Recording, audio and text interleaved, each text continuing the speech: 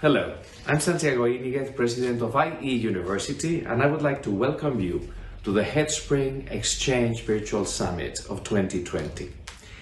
This summit is intended to share with you the latest trends in executive education and management training. Headspring, which is a company founded by the Financial Times and IE Business School, is a young institution that brings to your corporations the latest knowledge in order to develop your managers.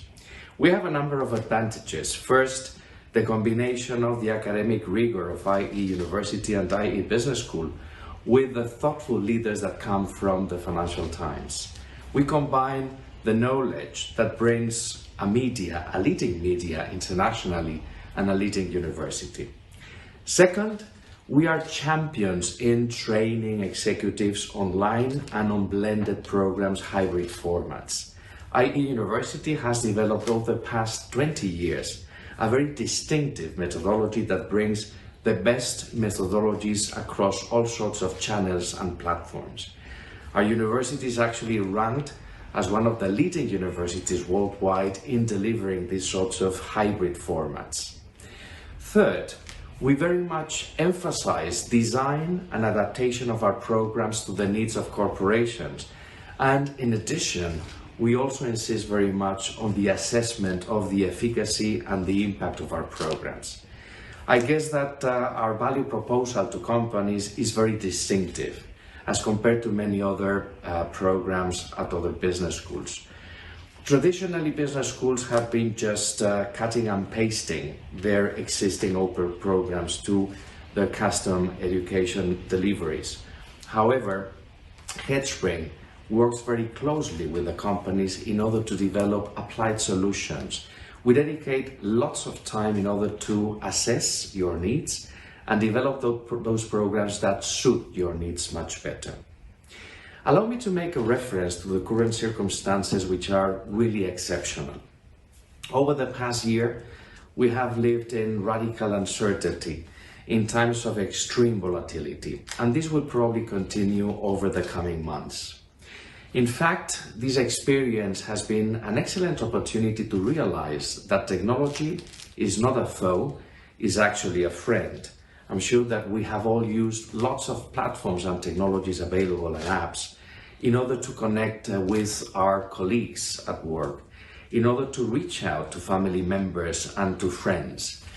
And here at IE University and at Headspring, we have actually developed new ways of conveying education using the best possible platforms.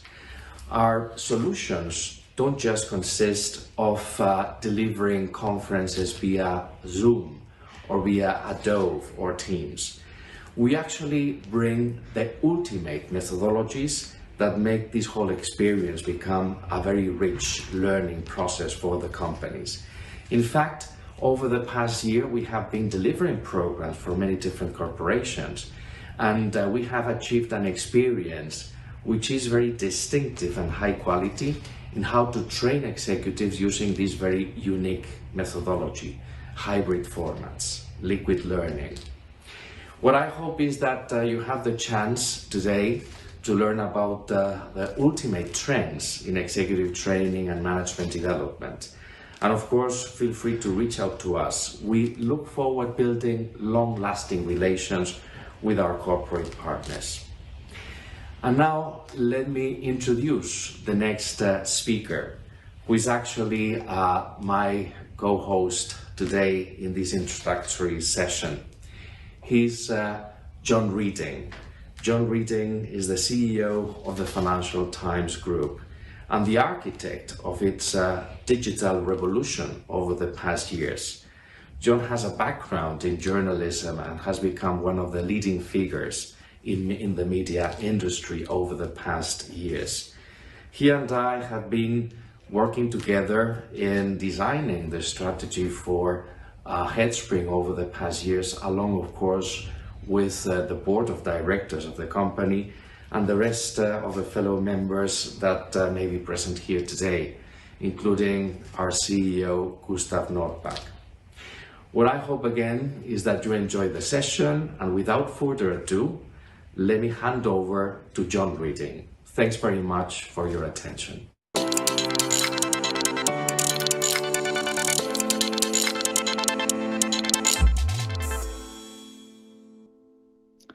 Thank you, Santiago, and good day to all of you from wherever you may be tuning in. It's a pleasure to be here at the Headspring Learning Xchange.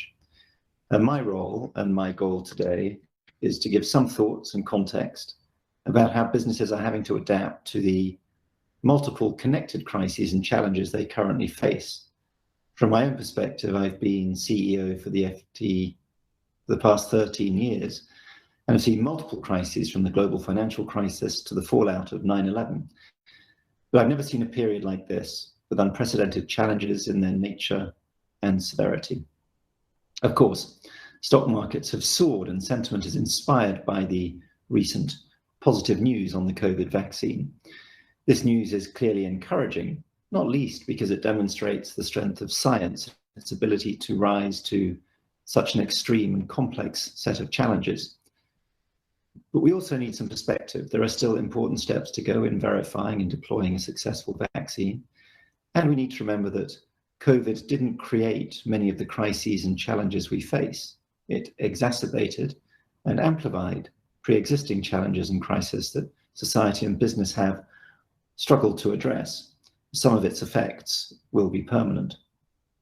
Above all, and whatever the speed and impact of the vaccines, the COVID pandemic has served as a very powerful reminder of a crucial constant, the need to adapt to increasingly complex challenges and how best to do that. I'll try and give some perspectives on that from my experiences at the FT and from the insight that gives into global business more generally.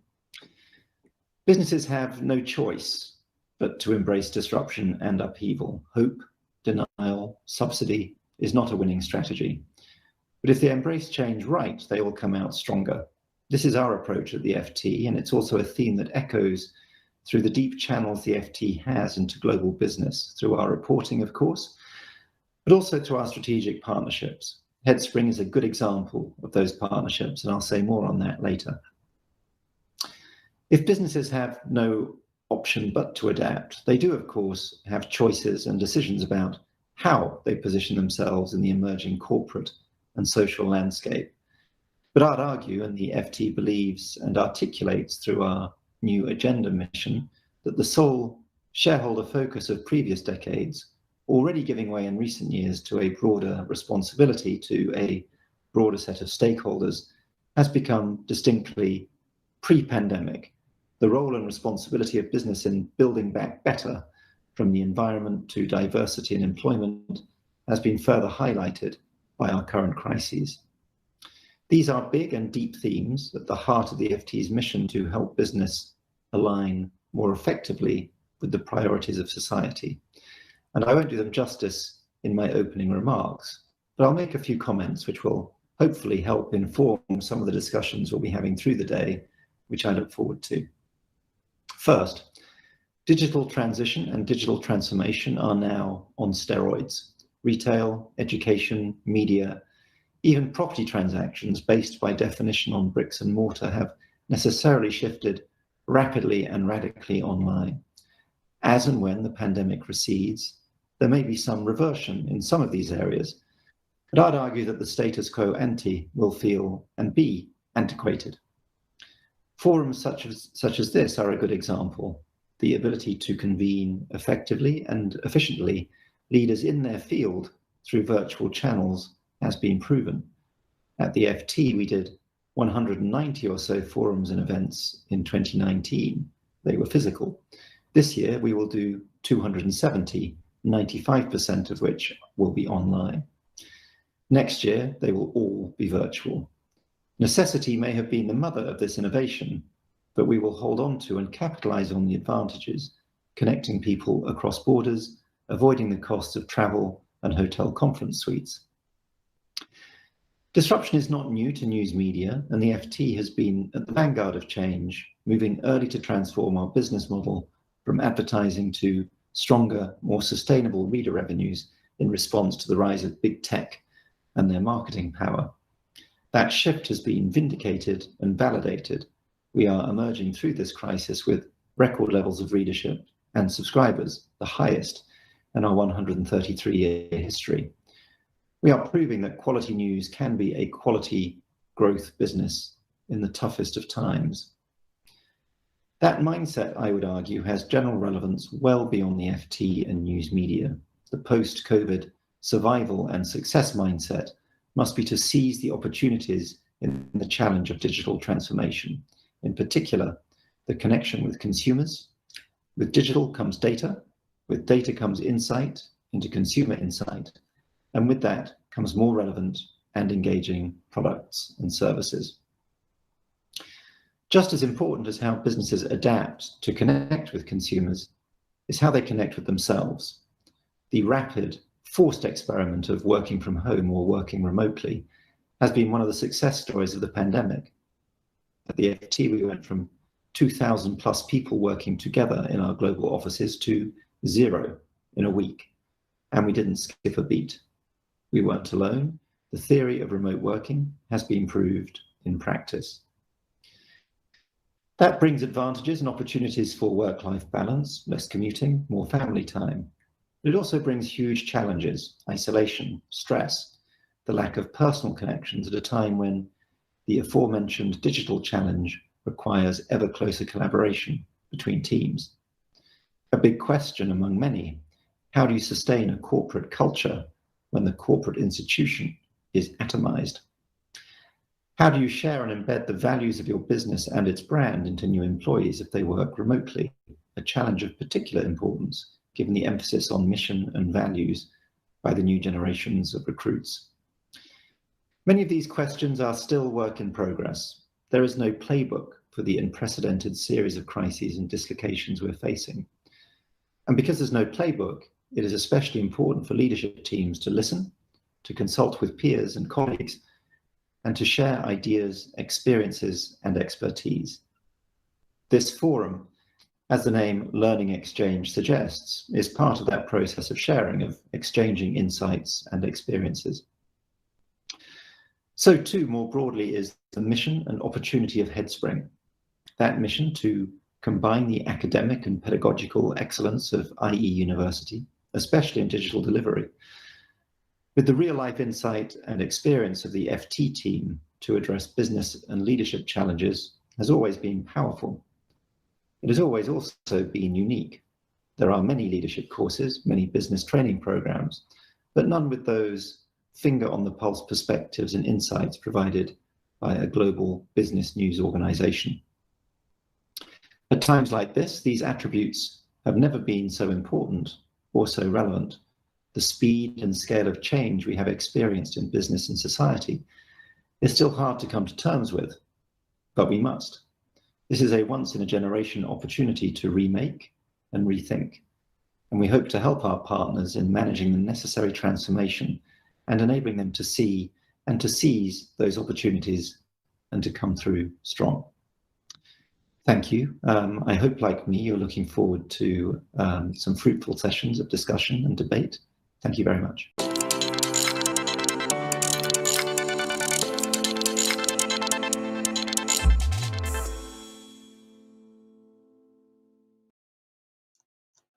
Hello and welcome to the Learning Exchange 2020, proudly brought to you by Headspring.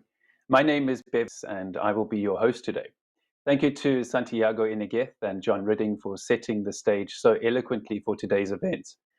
Over the next few hours, you can look forward to provocative conversations between some of the world's leading experts, thinkers, academics, and practitioners in the domains of corporate learning, development, design, and progressive digital learning technologies. This is an interactive conference, so if you have any questions during our panel discussions, please use the Ask the Question function you'll find below this video portal. And without further delay, let me introduce our first panel host, moderator, Andrew Hill. As many of you know, Andrew is an associate editor and the management editor of the FT, an esteemed business commentator, and today the host of a forum focused on the future of work. Good morning, Andrew. Good morning. Thank you for joining us wherever you are in the world. Maybe good afternoon, good evening for some of you. I'm very pleased to be here to host our first panel, Lighting the Road to the Future of Work. The future of work is a topic that I was interested in well before the pandemic, but seems to have become almost all-consuming for some of the people that I talk to in the worlds of leadership development, human resources, and beyond. So I'm delighted that we've got an excellent panel who I'll introduce in a second. First of all, though, I want to make clear that this is a very interactive session. I'm hoping that you are going to, as Bevan has suggested, submit questions and ideas into the Slido app and enable us as a panel to weave those into our discussion. Please don't wait right till the end. You can start to post ideas and questions as soon as you like. Just to warm everybody up, I want to start with a poll, which I hope will just kind of set the tone a little bit, unfreeze you, allow you to kind of get into the swing of the discussion. Here it is.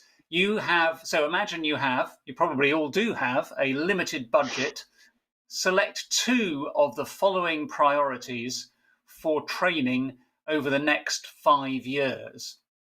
Business and technical skills, leadership skills, interpersonal skills, that's things like communication and negotiation, or intrapersonal skills, so things like self-management, resilience, in which we're all getting a very serious lesson through the pandemic and lockdowns right now. So if you could use the Slido app to select 2 of those priorities over the next 5 years while I introduce the panel, and we'll come back to it just before we start the main discussion.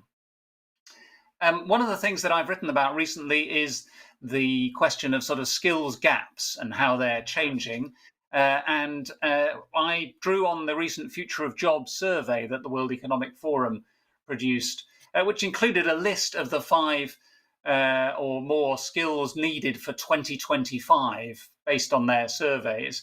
And they were in this order: analytical thinking and innovation, active learning and learning strategies, complex problem solving, critical thinking and analysis, creativity, originality, and initiative. And the question, those are not necessarily surprising as skills that might be needed over the next 5 years, but my question was, how are these going to be taught? They're the main things that can be done on the job.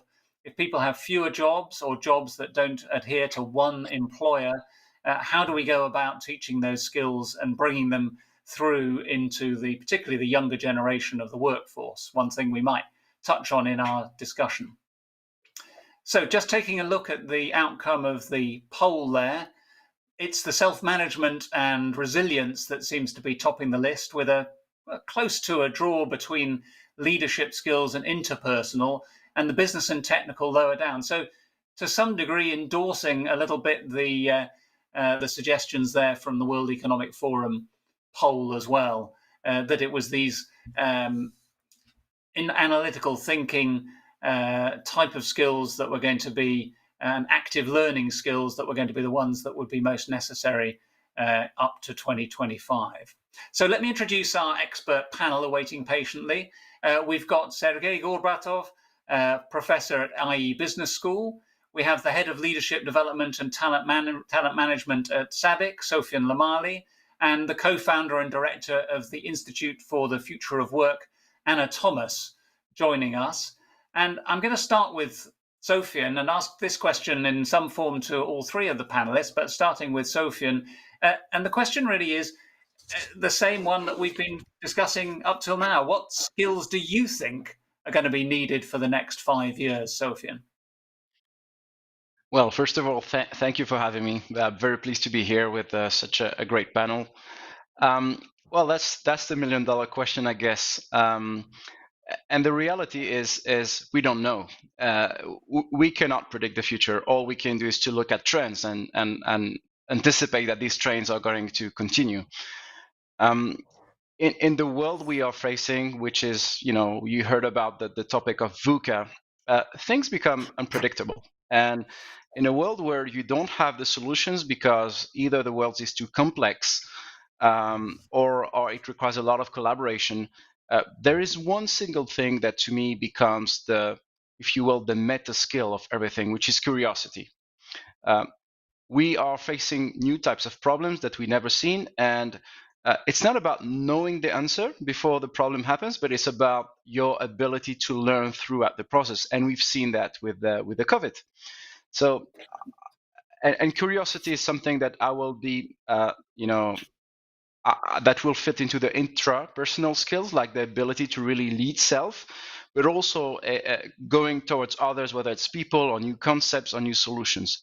So for me, curiosity is one of the topics of the skills of the future, and I'll reflect on another one, which is that notion of purpose. I think the shift, the global paradigm of capitalism as it is and it used to be, is shifting somehow, slowly, but still shifting to a more social capitalism, more stakeholder-based capitalism. And in that kind of environment, the ability for organizations and for leaders to really drive purpose, which starts with explaining the why of doing things, is going to be key for the future, for the new generations coming to the workplace.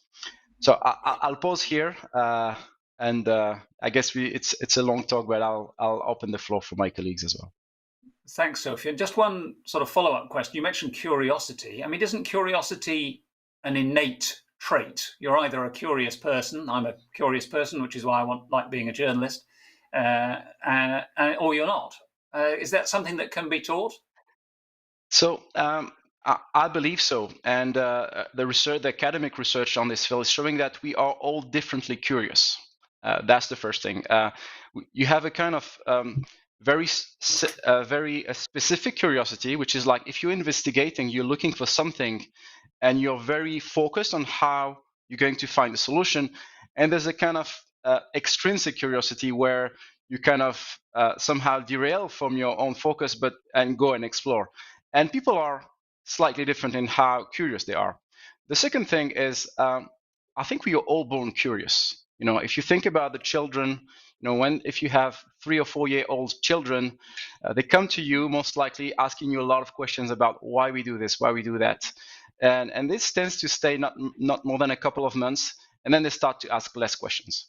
And my hypothesis is that the society, the parents, the school, the workplace, the culture, the society is actually somehow removing the curiosity. So it's like we are teaching ourselves to be less curious.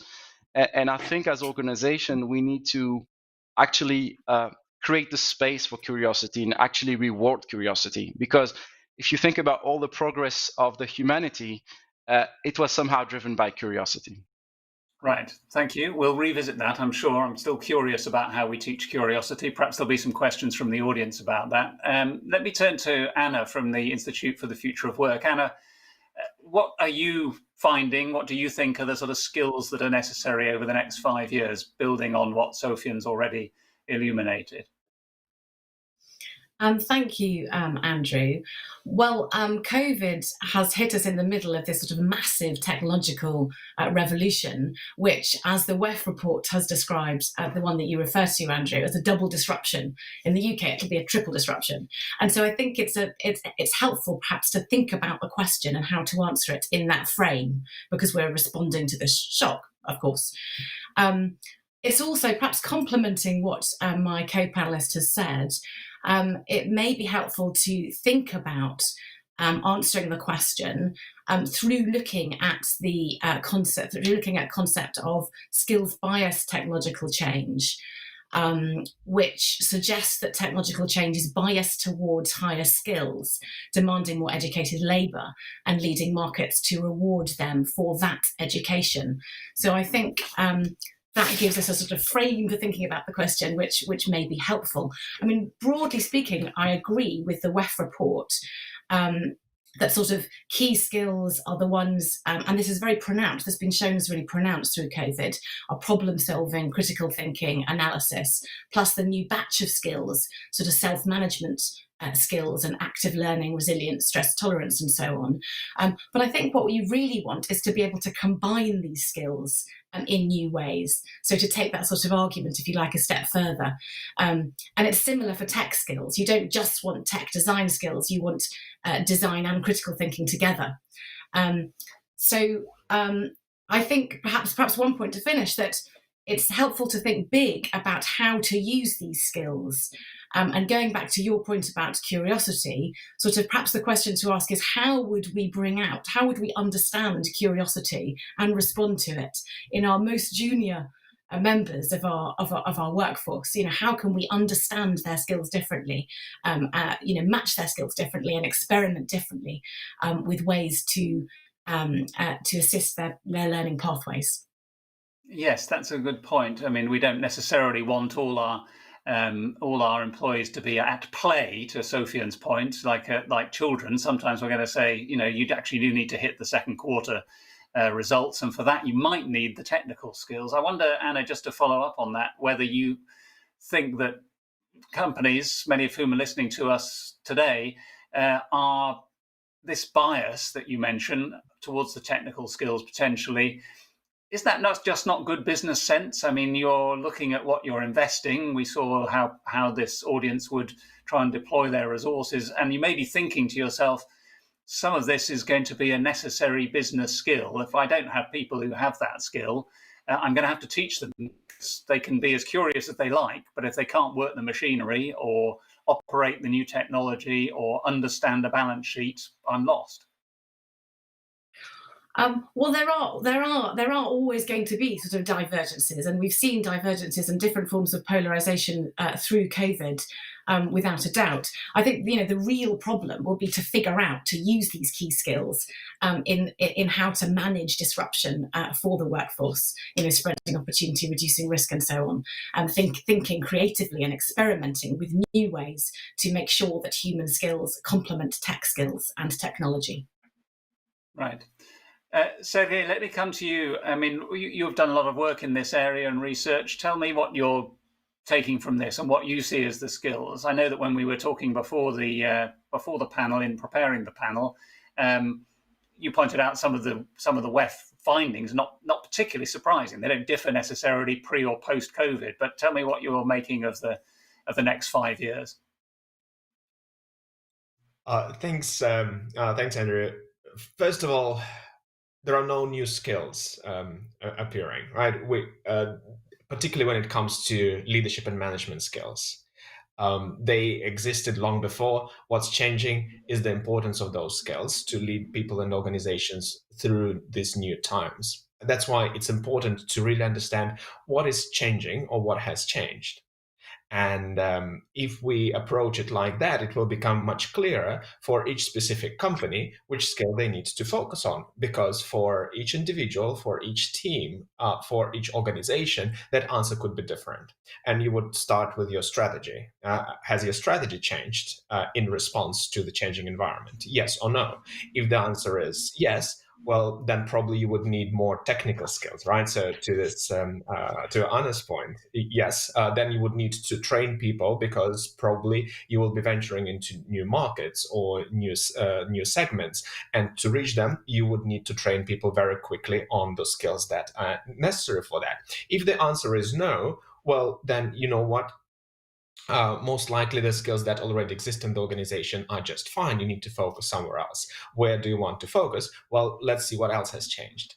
The importance of context. Previously, we were operating in a more stable environment. Right now, the context has shifted. Therefore, skills like creating meaning or providing safety have become more salient. For example, safety signaling. It's a competence that we didn't talk about previously. Why? Because most people felt safe in their jobs, in their communities, in their families. In the times of COVID, leaders who were most effective could really transmit this sense of safety that will then percolate in the organization. The CEO of AbbVie, Rick Gonzalez, addressed all the employees in a video message saying, no job will be lost due to COVID. As simple, saying, there are so many things that you need to worry about, your loved ones, your health, whatnot. Your paycheck is something that you don't need to worry about. And things like that, or creating meaning, making sense of everything and connecting the dots so that there is a picture. What else is changing? How the work gets done.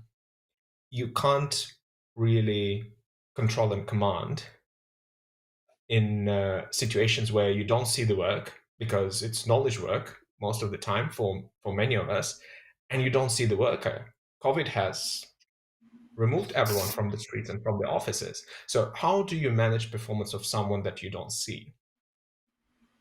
Therefore, remote performance management, setting goals, giving feedback.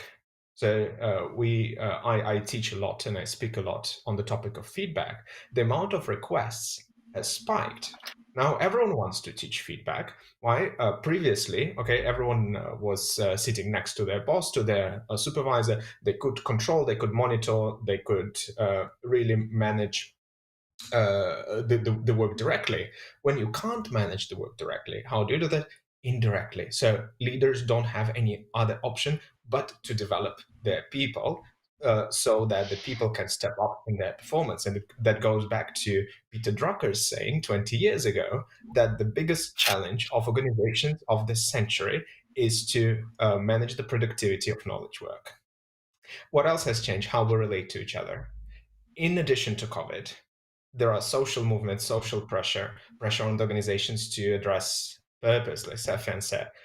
We see, but particularly in the United States, but also in other parts of the world, everything that's related to social movements, social pressure on race, justice, gender. How do we create communities? How do we unite our employees on those agenda? Because right now there is a drift that touches organizations as well. So there's community management skills, interpersonal sensing, and of course there are skills that never go away. Decision making. Every leadership program would have a session on decision making, because that's the ultimate measure of success. Do you make good decisions? Thinking in paradox became more important because we live in a paradox. Being physically distant, we became more united. Figure that out. And leaders who were able to reconcile those differences that don't go away, they were most effective in the times of crisis. So I can talk about it for a long time, Andrew, but I want to be conscious of the time. Thanks. We'll come back to a lot of those very stimulating thoughts, but I just wanted to throw one of them at Sofian, actually, to pick up the discussion a little bit. Obviously, Sabek, a large company, you've had the same strains that lots of large companies have had during the crisis with remote working, suddenly people forced into remote working, perhaps who weren't thinking about it. But in this specific area of development and training and skills, what have you done differently in order to keep people engaged with some of the areas that both Anna and Sergey have talked about? What have you had to change in the way in which you're transmitting these skills? Yeah, I guess that the change that we went through has different types of natures. The first is a technology change, and for me, the technology is not necessarily the most important thing, but it's there. And moving from a face-to-face typical format to a digital has become a must for all because we didn't have the choice. And it's funny because we're trying to push digital learning for a couple of years, and it's almost like the COVID paved the way for us. So from a format point of view, shifting to digital pretty quickly was key for us. And by shifting to digital, we also changed the format, because you cannot keep people for 8 hours on the digital format. It doesn't make a lot of sense. The second piece where I saw a shift in our leadership development interventions is the content of it. We used to talk a lot about leading people, influencing people, leading strategically, innovation, thinking outside the box, etc. And we looked at, well, are these topics still relevant, and what else needs to be relevant? And instead of guessing from our side, we reached out to our leaders. So we reached out to our top 150 leaders and say, what is it that you need exactly at the moment? And very surprisingly, it was almost unanimously 90% of them really cared about, managing my own emotions, resilience, how I keep the morale of the team, how I keep everybody engaged. So it was very much about emotional skills, and that was a great learning from our side. And probably the last shift I will say is similar to digital. Less of an event-based kind of development, but more moving more into a kind of learning in the flow of work. And we are not full into that. I think there's a journey to get there, especially from a leadership point of view.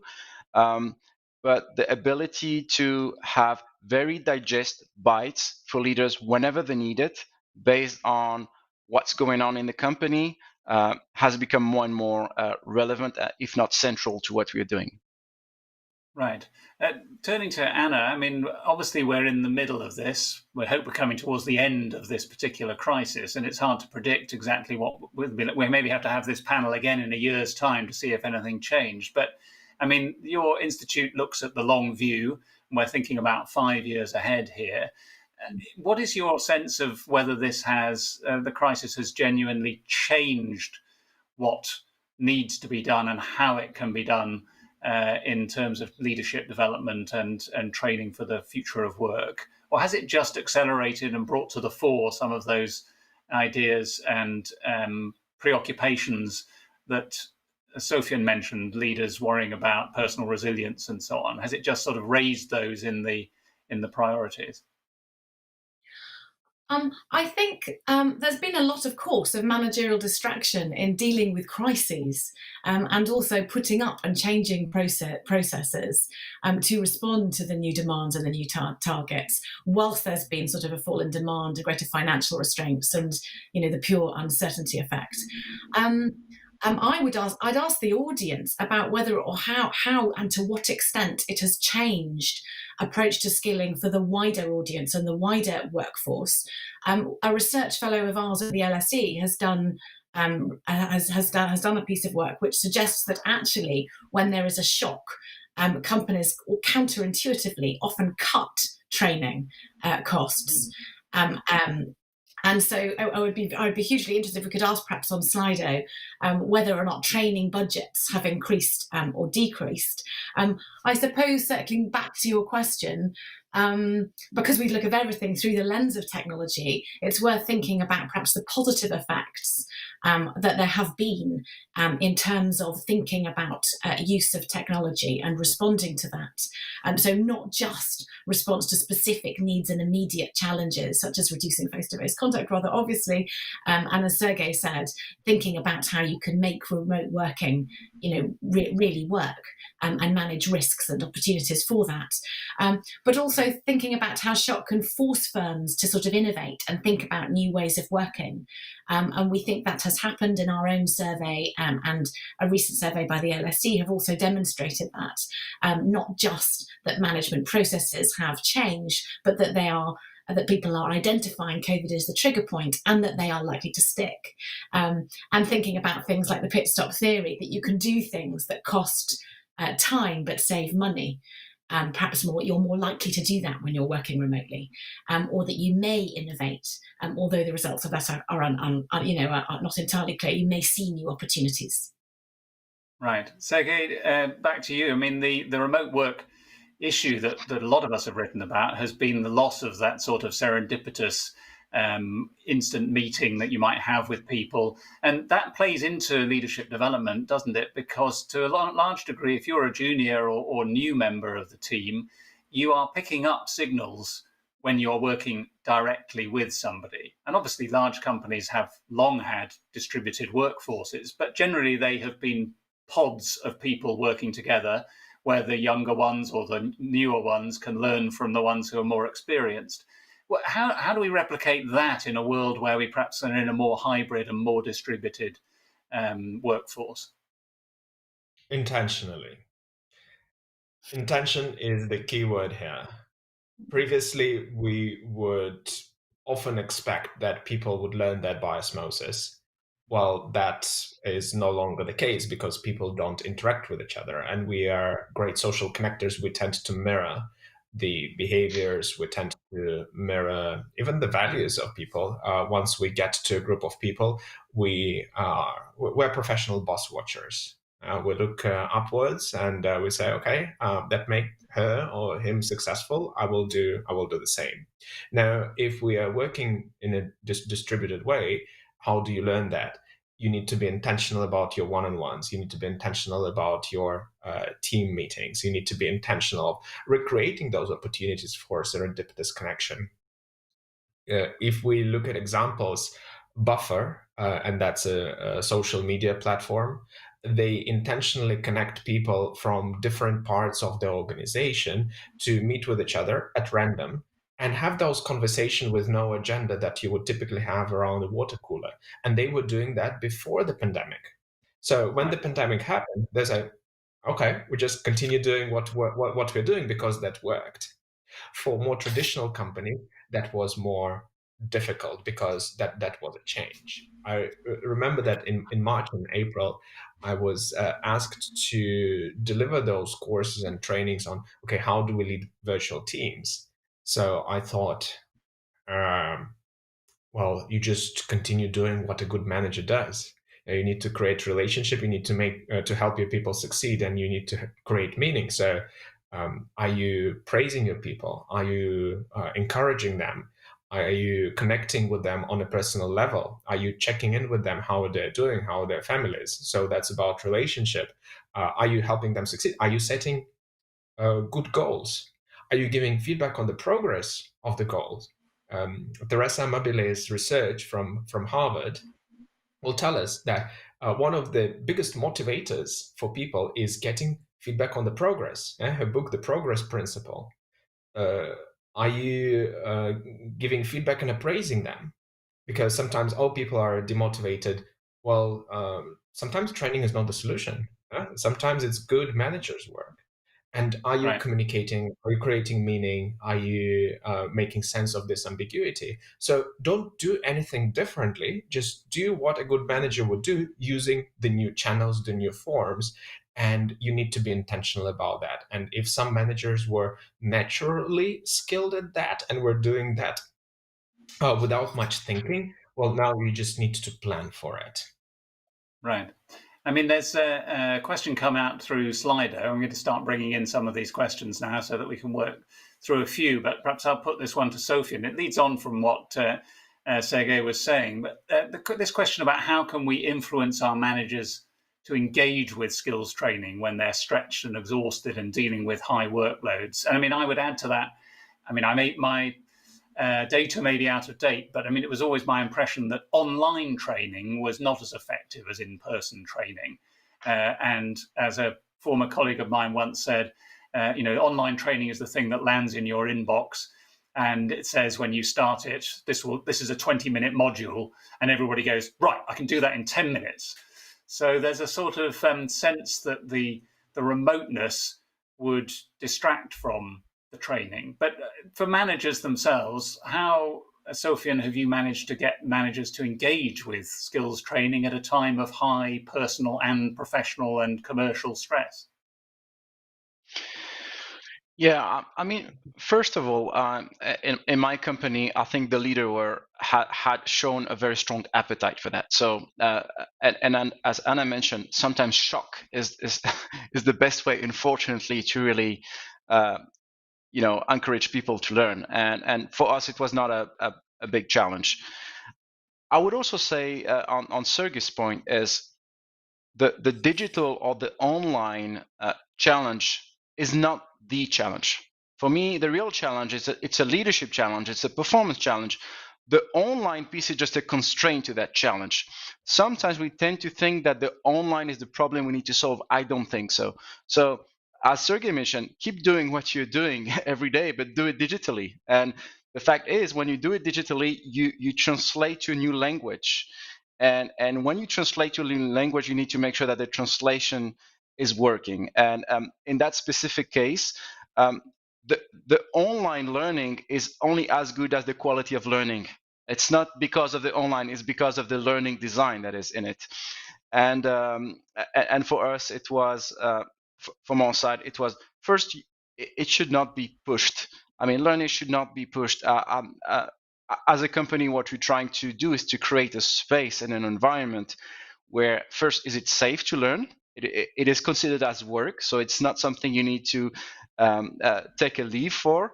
Second thing, it's more than actually okay to do it, it's encouraged to do it. And third thing is to provide the resources. People should not have to go outside and use their own channels. There should be a lot of knowledge available. And the challenge is there's so much knowledge available out there that we need to find the right way to curate that knowledge. I think this is still a big challenge for most of the organizations, because nowadays knowledge is no longer scarce. There is too much knowledge available. So how do you make sure that you provide the right knowledge to people without over designing what they need to learn? Because telling people what they need to learn all the time is not the best option as well, for me. So I mean, making knowledge available, making it safe for people to learn is for me the best way to do it. When it feels like it's pushed, you would have a question like this: we are exhausted, we're trained, and you ask us to do some mandatory compliance training, or these kind of things can be a bit exhausting. Right.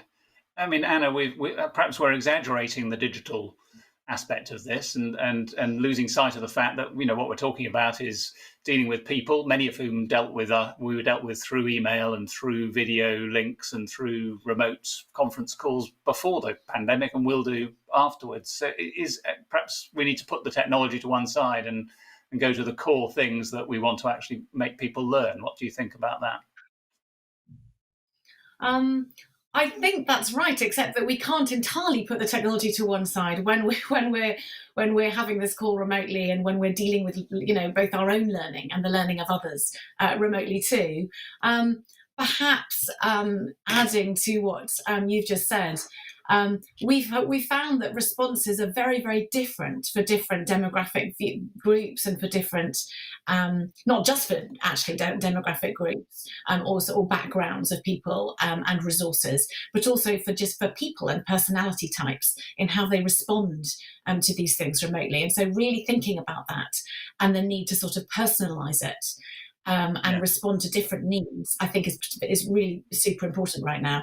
And the other thing, perhaps though, which loops back to your question, Andrew, is how we can recognise the limits of what we can do remotely. It's right, we can maximize what we can do, as Sergey has spoken to quite rightly, and we've also, our interviews have found unexpected benefits in that by being forced to share learning remotely, you're sometimes required to articulate or record tacit knowledge, for example, that you've never had to do before. But equally, I think what we've all been writing and talking about for a while, that relationship and team building skills, that pastoral needs, that tactile, visual work, and tasks involving sort of teaching and coaching are undoubtedly much harder. Yes, that tacit knowledge point is interesting. You and I have been talking offline about a column I'm writing about not working from home, and the ways in which that a group of people, the majority actually, would be affected. But I know that some of your work has come up with the ways in which I think healthcare workers had to record tacit knowledge that they might otherwise just have passed on by example, right? Yes. I mean, it was really interesting how he accessed that point. You wouldn't have thought necessarily that it was a specialist nurse, but it was a specialist nurse who articulated this point best, which is describing to us, you know, a lot of what we do is intuitive, and we had to make explicit what had become implicit over years of practice. Yes. I think that's a near point. Sergey, coming back to you to pick up some of the questions that are coming in. I'd really like to get some answers to Anna's question about whether people have cut, maintained, or increased their training budget. I'm not quite sure how we do that through Slido. It's almost another poll, but whether that can be done. But I saw a question lurking below the line here on Slido about this line between the need for curiosity, experimentation, and the need to get along and get the work done.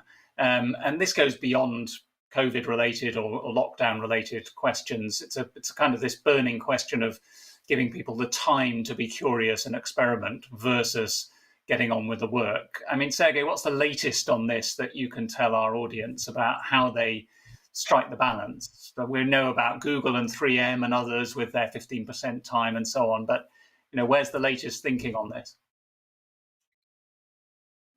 I would go back to my fundamental question: what's your strategy? What do you want to do? What skills do you need? And by the way, on December 10th, we'll be conducting a masterclass here at Headspring. So please join, where we'll talk about, okay, what skills are changing and how do you lead your organization on this transformation journey through the 4-step process. You diagnose the situation, you align business leaders around the skill needs, then you need to figure out the solution, and then you need to create leadership accountability for training. So December 10th, join us for that discussion, and then you might think, okay, curiosity, how is that related to my strategy? To get to where we want to be, do we need more curious people or do we need less curious people? Because what's the dark side of curiosity? Lots of ideation, lots of bright ideas. Can you lend them? Are those ideas relevant to what we're trying to achieve? Sometimes I have to coach leaders, particularly with high curiosity, low conscientiousness or prudence. So lots of creative ideas, but lacking the ability to implement them. You need to have a good balance, and you need to have the right people in the right place. Do you want a highly curious accountant? I don't know, maybe if creative accounting is your thing, yeah, absolutely, go for it. The researcher to watch on that, two researchers, Adam Grant, of course, specifically on curiosity, Francesca Gino. So her books, Rebel Talent, a couple of years ago, her article in Harvard Business Review, The Business Case for Curiosity. So is it a good thing? Is it nice to have more curiosity than less? Yes. In today's world where you need when we're priced for creative solutions, original ideas carry a premium. Yes. What can you do that? Well, you need to teach people basic skills. Ask what if and why not. Ask what could we do instead of what should we do. So there are some tips and tricks on how you do that, but it goes beyond that. You need to create a culture. So experimentation needs to be encouraged. And Andrew mentioned 3M, Estee Lauder, very, very, very good at that. So how can you encourage people to take risks? You need to reframe what risk is, and you also don't want to be known as a frequent flyer on risk-taking airplane. Attitude to failure. Do we tolerate failure, or do we punish someone for failing? I mean, it's much more complex than that. It's very easy to jump on the curiosity bandwagon, but then you also need to ask the question: what's the culture in my company? And am I doing my employees a disservice by encouraging curiosity, but not changing anything in terms of leadership and ethos of the company to make that curiosity thrive? Right. One audience member is just asking, Sergey, quickly what the book was that you mentioned in your earlier intervention with progress and feedback, about progress and feedback. The Progress Principle by Teresa Amabile. Yes. Yeah. I highly recommend that as well. I just wanted to finish, I suppose, by asking each of you about the role of the HR and L&D professional. I did a feature last week in the FT about the pressures on the human resources function. And I knew this would happen, but it kind of unleashed a wave of vitriol in the comments from readers about what they think of HR and how low an opinion they have of it. And Sophia, unfairly probably picking on you as the L&D representative on the panel, I just wondered whether you have some advice for your peers, as it were, about how to handle this opening up of the road to the future of work. Because again, to the point about line managers being under high stress and so on, it might not be the most popular moment to be coming in and offering these kinds of longer range visions. What's sort of one sentence of advice from each of you, but starting with Sophia for the L&D and HR world? Yeah, very quickly, as you rightly mentioned, L&D doesn't have the best net promoter score in organizations. And perhaps it has to do with the fact that the relevance is not always the most important thing for many L&D. They are very in love with their technologies, their way of doing things, their creative way, and sometimes they forget to really build relationship with the business that they are supporting. So it should start with what are we trying to achieve before we come up to the solution. Sometimes we fall in love with our solution and then we try to find a problem for that solution. I see this so many times in so many organizations. So I will say, listen to your customers. Listen to your customers. Be relevant. Remain relevant. Sounds like a good advice. Anna, what advice would you give to the wider HR and leadership community? Well, what, in a sense, we're all aiming for with the future of work is a better future of work, so a human-centered future of work where humans and technology are working much better together, which serves both, individuals and also businesses and ultimately the economy. That's all aligned. So really thinking about that's what that should mean, that HR professionals are more important than they have ever been before. So this has all been through COVID. So their entire sort of their ethos and training is about a sort of human-centered approach to things. So if you think about that in terms of technology adoption, if they were brought in HR professionals at the strategic decision about what technology you introduced when, and through the whole innovation and lifestyle of the technology, boy, that would be better. So I don't know. My advice would be, think big, push harder, do more. Be involved at earlier points in other types of decision making. This is your time. Yeah.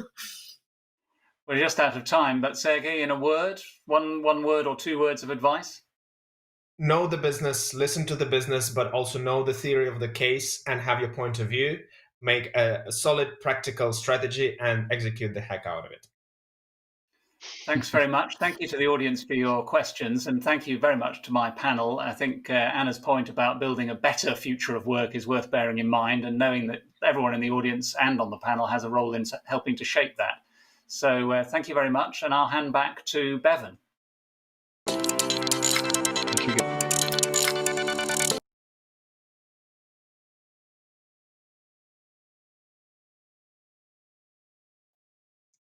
My apologies for that. Thank you, Andrew, and thank you to our panelists for that exploration of how learning and development can continue to support business strategies in these distributed virtual environments. In the next phase of this conversation, we're really zooming in on the technological aspects of this evolution and how technology can continue to redefine L&D. To lead this discussion, it's my privilege to introduce Martin Boehm, Dean and Professor of Marketing at IE Business School. Martin's diverse academic and professional experience lends a unique perspective to the impact of technology in learning, and I look forward to hearing from and learning more from you today. Thank you, Martin.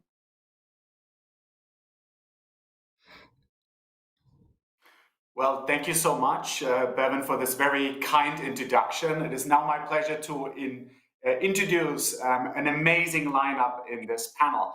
Let me start with Michelle Nicot, who is the head of global talent programs at Maersk. Michelle spent her entire career in operations, leadership development, and talent management across multiple industries, actually with Starbucks, Slalom Consulting, and Maersk. Through it all, her passion has been centered on people, ensuring they have an opportunity to become their best selves through the strategies, programs, and processes she has brought to life. Michelle, thank you very much for joining us. We also have on this call today Julia Teny, who is the CEO of Hive Learning and is actually part of the founding team. For those of you who have not been in contact with Hive Learning before, it is actually a peer learning platform used by hundreds of big organizations to power a combination of peer learning programs and peer learning networks to accelerate a key cultural change at a scale through a unique combination of top-down and bottom-up learning. We're going to see that, and I think we're going to discuss this a little bit more at length, that their largest practices are around inclusion, leadership, and innovation. You might have heard of them, or you might know of them for their work powering the NHS workforce application, clearly one of the success stories during this crisis. Welcome as well to you, Julia. And last but not least, we have on this call Belén Cancedo. Belén is leading Microsoft Education business here in Spain. I'm currently based here in Spain as well, with a deep background in consulting and IT services. As you can imagine, working for Microsoft, she's very passionate about technology and how this can be taken as an opportunity to transform and improve our businesses and obviously as well our lives.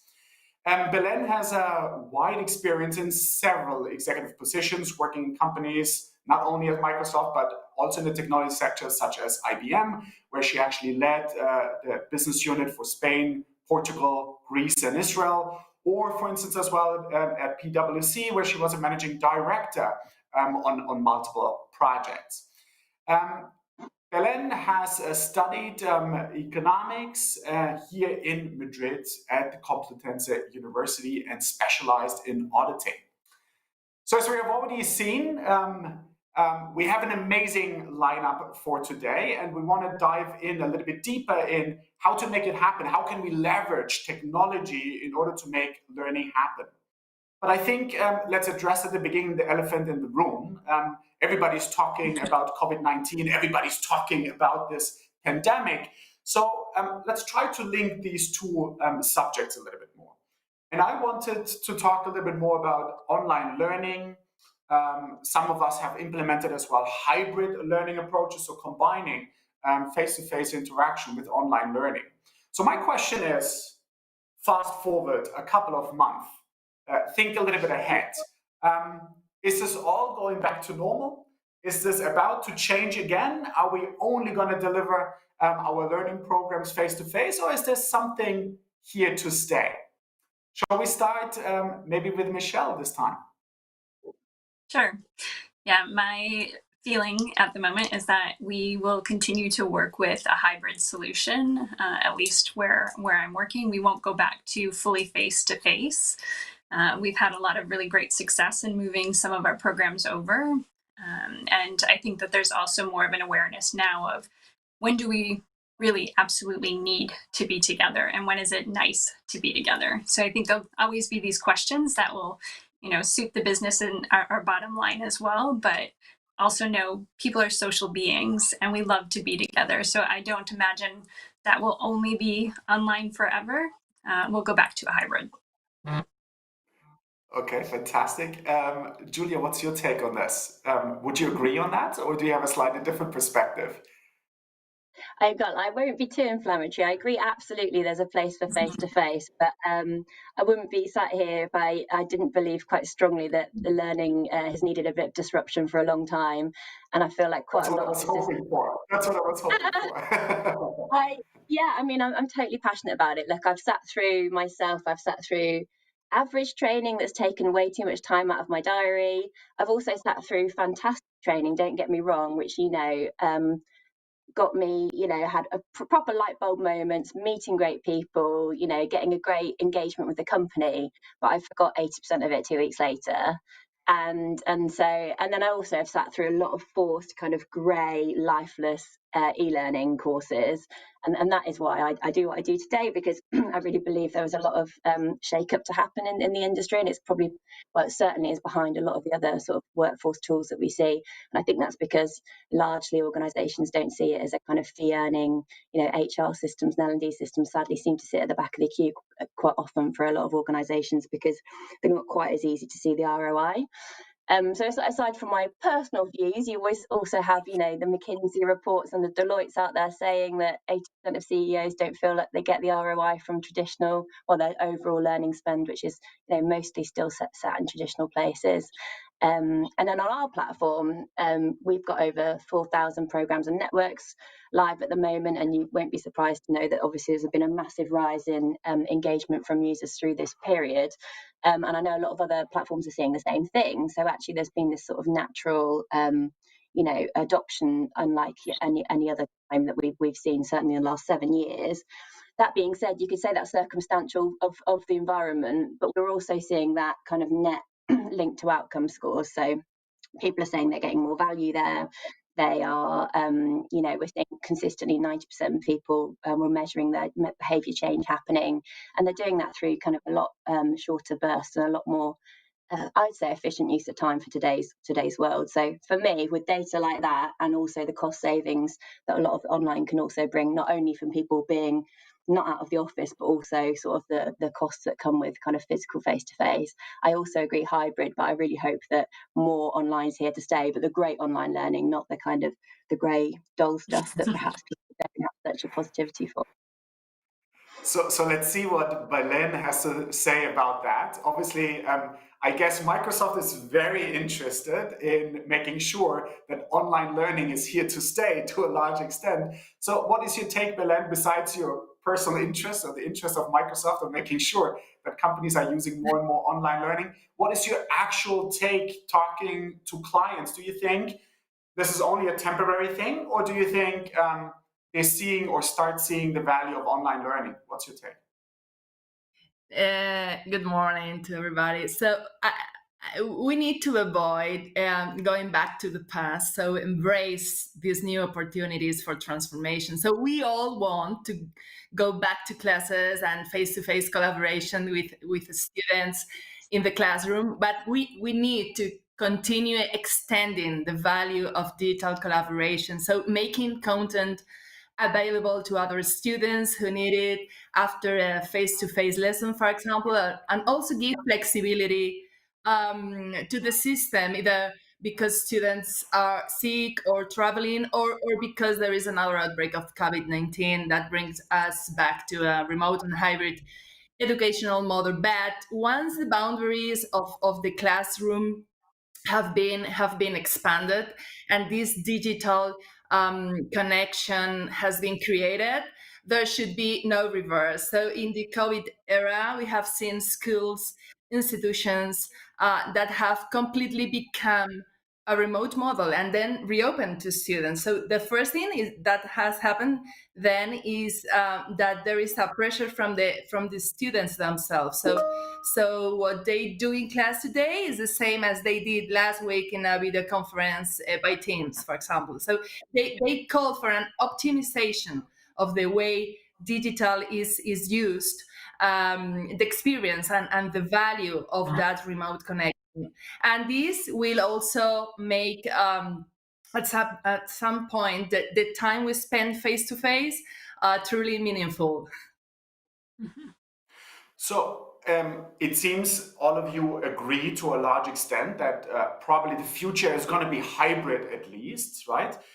We clearly see that there is a value in social interaction, and we could maybe argue to some extent that, and at least I take this away from Michelle's point, that online building these social bonds might still be a little bit more challenging, but once these bonds have been created, it is actually quite easy to nurture and continue this relationship in an online space, it seems, right? So probably what the future holds is really a hybrid approach. So let's hope as well that Julia is right and that we can step up the game, let's say, on online learning taking place.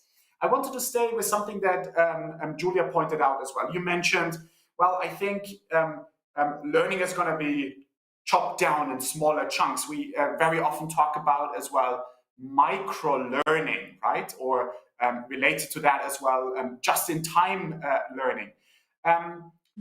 Why do you think, do we hear about this? Why are we experiencing this kind of trend? And based on your experience, could you maybe share some experience, some best practices of when micro-learning or when this just-in-time learning makes sense and how to make it actually happen?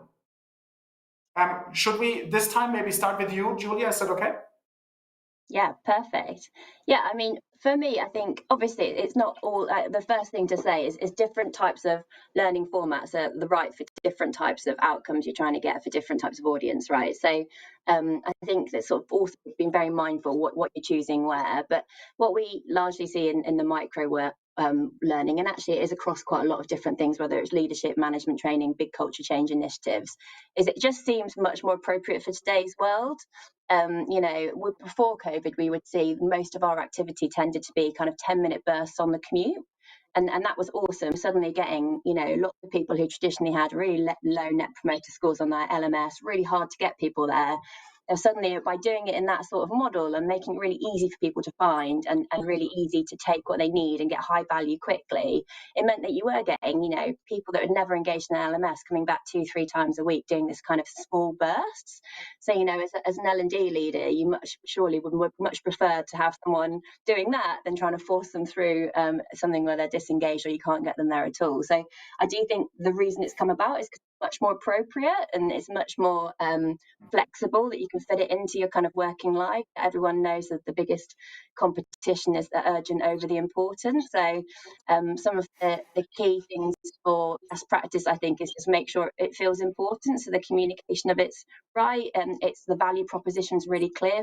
User, I think actually in the last session we just caught the end of there, they were talking about how to get that engagement, and you've totally got to just make sure you're putting yourself in their mind and you're giving people what they need to do their job better, and it's going to make them give them the value. I think the other thing I find quite funny is this idea of like people taking what they had already and just transforming it and say, right, we had this, I've had a professional services, really successful professional services business come to us and go, look, we've got this 20-page PowerPoint that we've been delivering for training for the last 12 years, which was set up by one of our partners. We just paste it into this page and bingo, we've got our online learning sorted. And we talked about micro learning and they said, oh, great, we can just separate up the slides so they can do a slide at a time. Not really what we mean by micro learning. So a couple of key pointers for us would be your user flow. So whatever systems you are using to give people their just-in-time resources, think about people, how they arrive to those systems. So we talk about 3 journeys, which are browse, search, and nudge for us. So people either come and browse, they come and search, or we nudge them back into it, which is actually the most successful. But if people come and browse, how many clicks, how easy is it for them to find the resource they want to, and how quickly can they consume it, and can they choose how quickly they can consume it? So is there a shorter version and a longer version? That's the one thing to look at. Second is naming. I'm amazed by how many training libraries I see where you get module 1 as the name of the resource. Nobody remembers. Like 2 months ago, this you have to make sure it's really clear how you name stuff to find it. And then the last thing for us is key points. So if you are sharing, people, podcasts are very popular for our users at the moment. We're actually doing a lot of sort of TikTok learning style, like videos of, I feel like that's what I'm excited about. Like this sort of new stuff coming through that people are now pushing, going into this space. But if you are going to create some longer assets, just pull out the key points. So when we do podcasts, we'll sort of, say, here are the 5 watermarks of the times to go to look at these particular topic areas, and just make it super easy because they're busy. They want to do it. It's great you've got them there. Give them back something that's value quickly. So let's maybe transition over to Michelle, because you spoke about one of your clients having a misperception or conception about what microlearning might do for them. Michelle, how do you see this? Have you already used this kind of concept in your function, in your role? Yeah, we definitely have used microlearning before, and even before COVID, it was a part of some of the programs that we lead.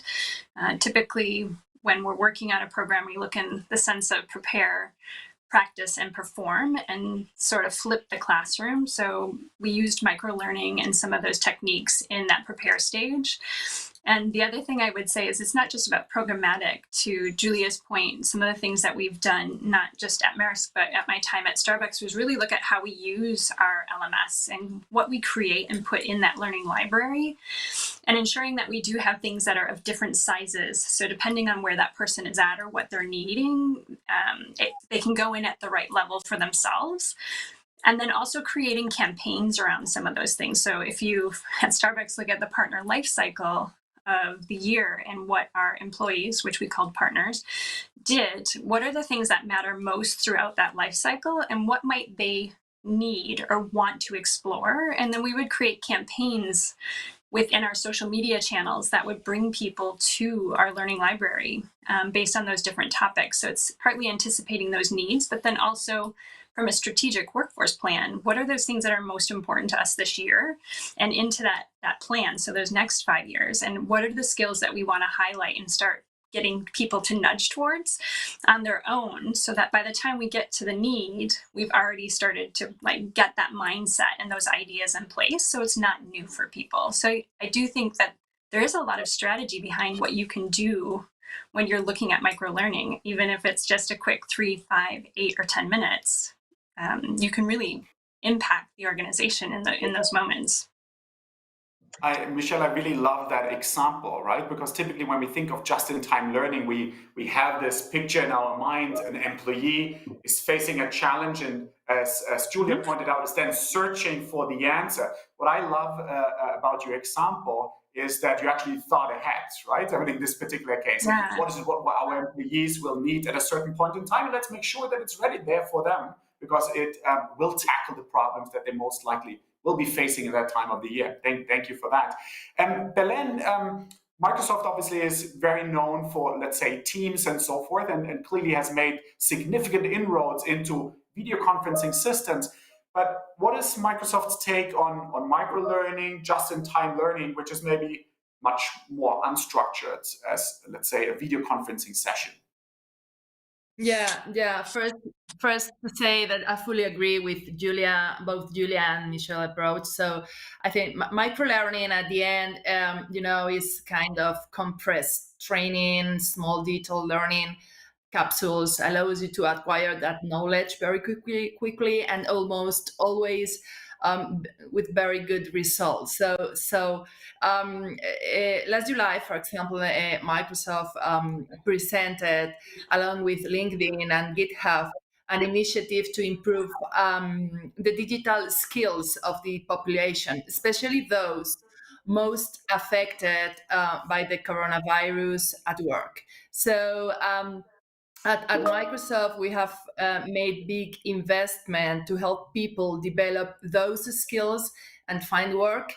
So we have expanded our learning platforms of Microsoft Learn to provide free access to courses and content, and for students and for teachers to be prepared to advance their careers. So over the course of these 3 months, so Microsoft, for example, in Spain, has facilitated the digital skills training around for 193,000 people, and that investment will continue. So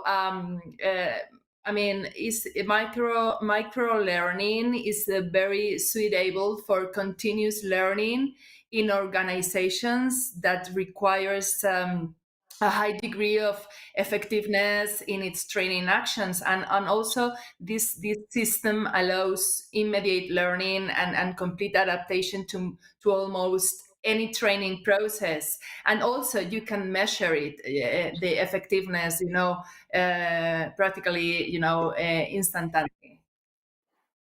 So thank you so much for all your comments. So in summary, really what we see is microlearning is clearly here to stay. And you pointed out some of the reasons why this is happening. I wanted to just add a little bit our experience. Obviously, we're talking really about students or participants who are in a more serious learning process, in that sense that they typically enroll for a year or even sometimes 4 years in a learning journey. But something that we have seen is not only that executives are becoming more busy, and as a consequence we have to chop it down, but clearly what we have seen as well is that the attention span is being reducing, especially in the younger generations. And as a consequence, I think knowledge has to be chopped down as well for them to still stay focused and be fully immersed. And then obviously try to change a little bit the approach of how we interact with them, as we mentioned before, using a podcast, using a video, using a little game, and so forth and so forth. So clearly, microlearning is here to stay. We did touch a little bit as well with microlearning around engagement, and clearly engagement is absolutely key. Learner engagement is absolutely key for learning to take place. Have you experienced or have you used in your functions gamification or virtual reality? And if so, what are your takeaways from these, let's say, two technologies in the learning process? Are they successful, and what does it take to make them successful? Shall we this time start maybe with Belen? Okay. So yeah, gamification is key to improving a students' engagement in their learning process. In this sense, we have very close experiences thanks to Minecraft, the best-selling video game in the world, and that at Microsoft we have also developed an educational version of Minecraft. So the student is already familiar with the game, and they can learn maths, chemistry, arts in an absolutely natural and also fun way. There are even competitions between schools or institutions. But what we have also found a growing interest in teaching faculties in universities, so where future educators, so future professors, are already learning how to teach with Minecraft. And regarding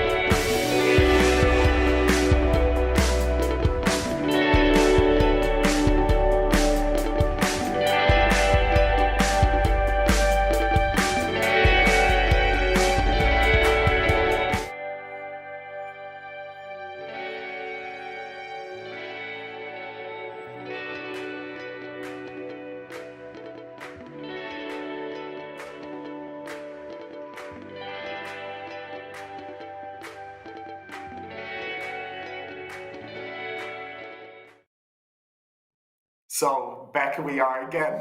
Thank you so much, Belen, for your summary around gamification and virtual reality. It was so mind-blowing, we had to take a time out, apparently, right? Maybe over to Julia. What is your experience, especially with gamification and maybe as well with virtual reality? Yeah.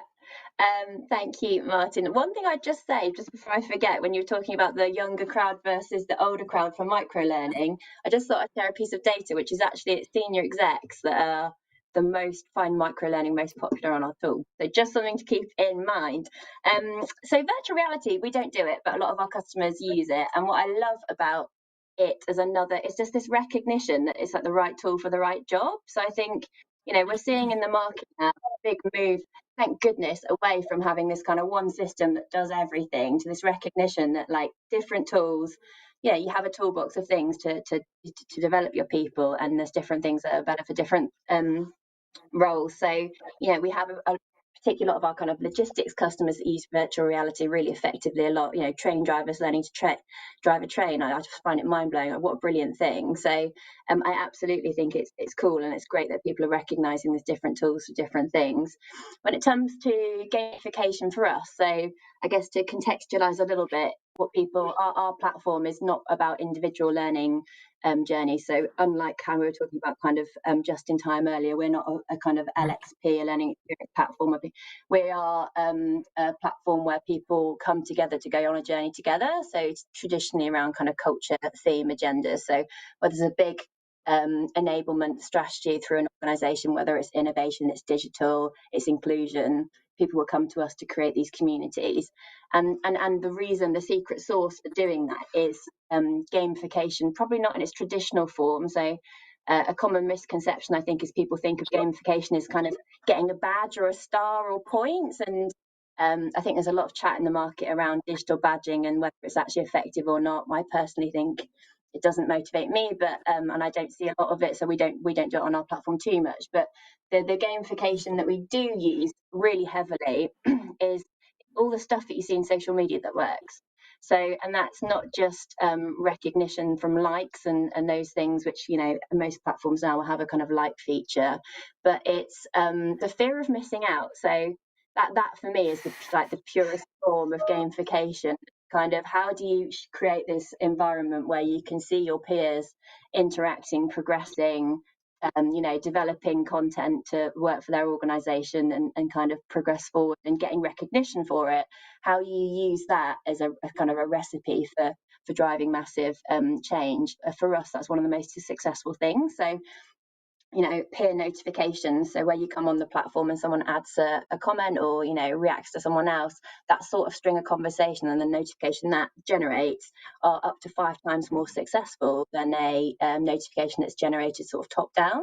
So for us, it's all about the stage management top down, but how do you use the assets in your organization to effectively actually gamify really the people to make sure you're kind of creating this change? So that's where I see gamification as a mega asset. Interesting point, right? I mean, because as you said, we can think about, let's say, triggers to gamify something, but at the same time as well, obviously pulling the social component in.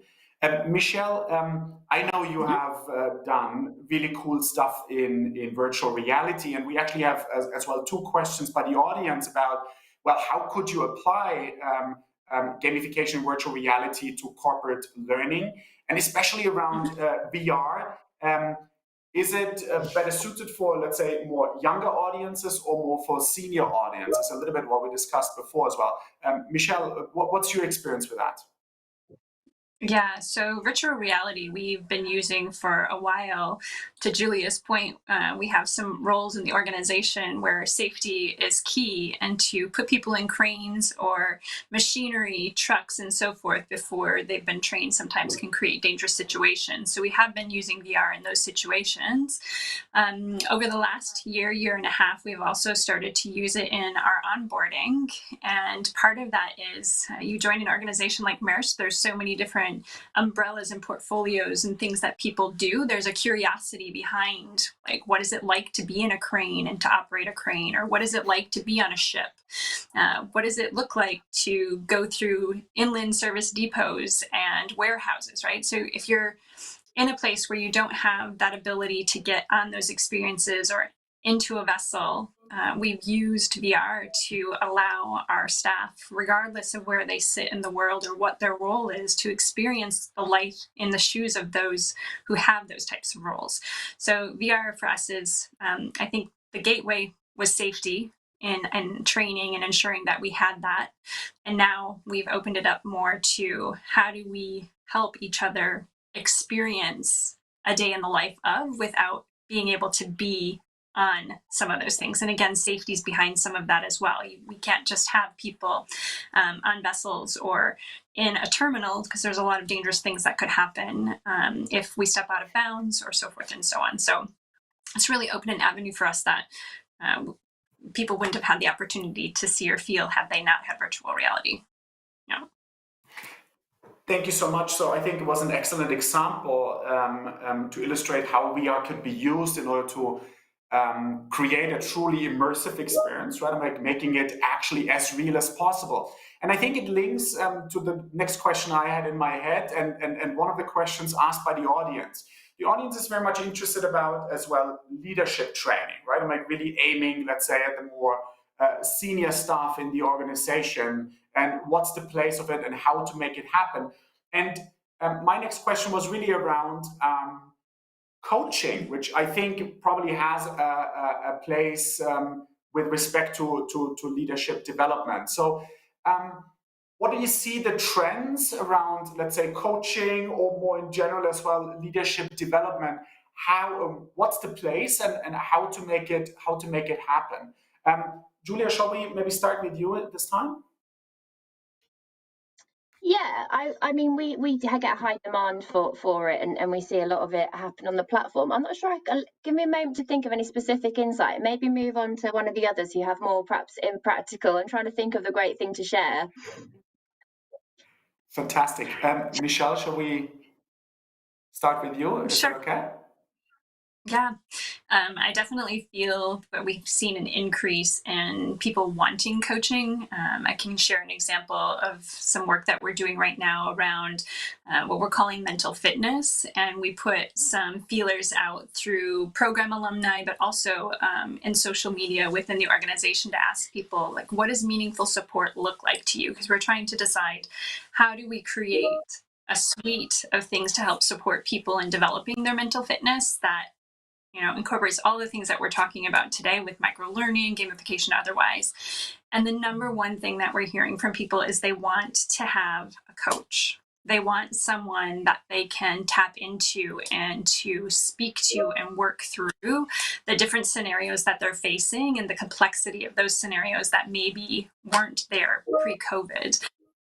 So coaching is definitely relevant. And again, something that we've used in the organization at the executive levels and mid-management levels before, but now we're seeing that trickle down even further into the organization with the requests that we're seeing come in. So it's highly relevant right now. I mean, human connection and having that sense of being seen and heard and belong is at the core of who we are. So of course, coaching is going to be more relevant right now.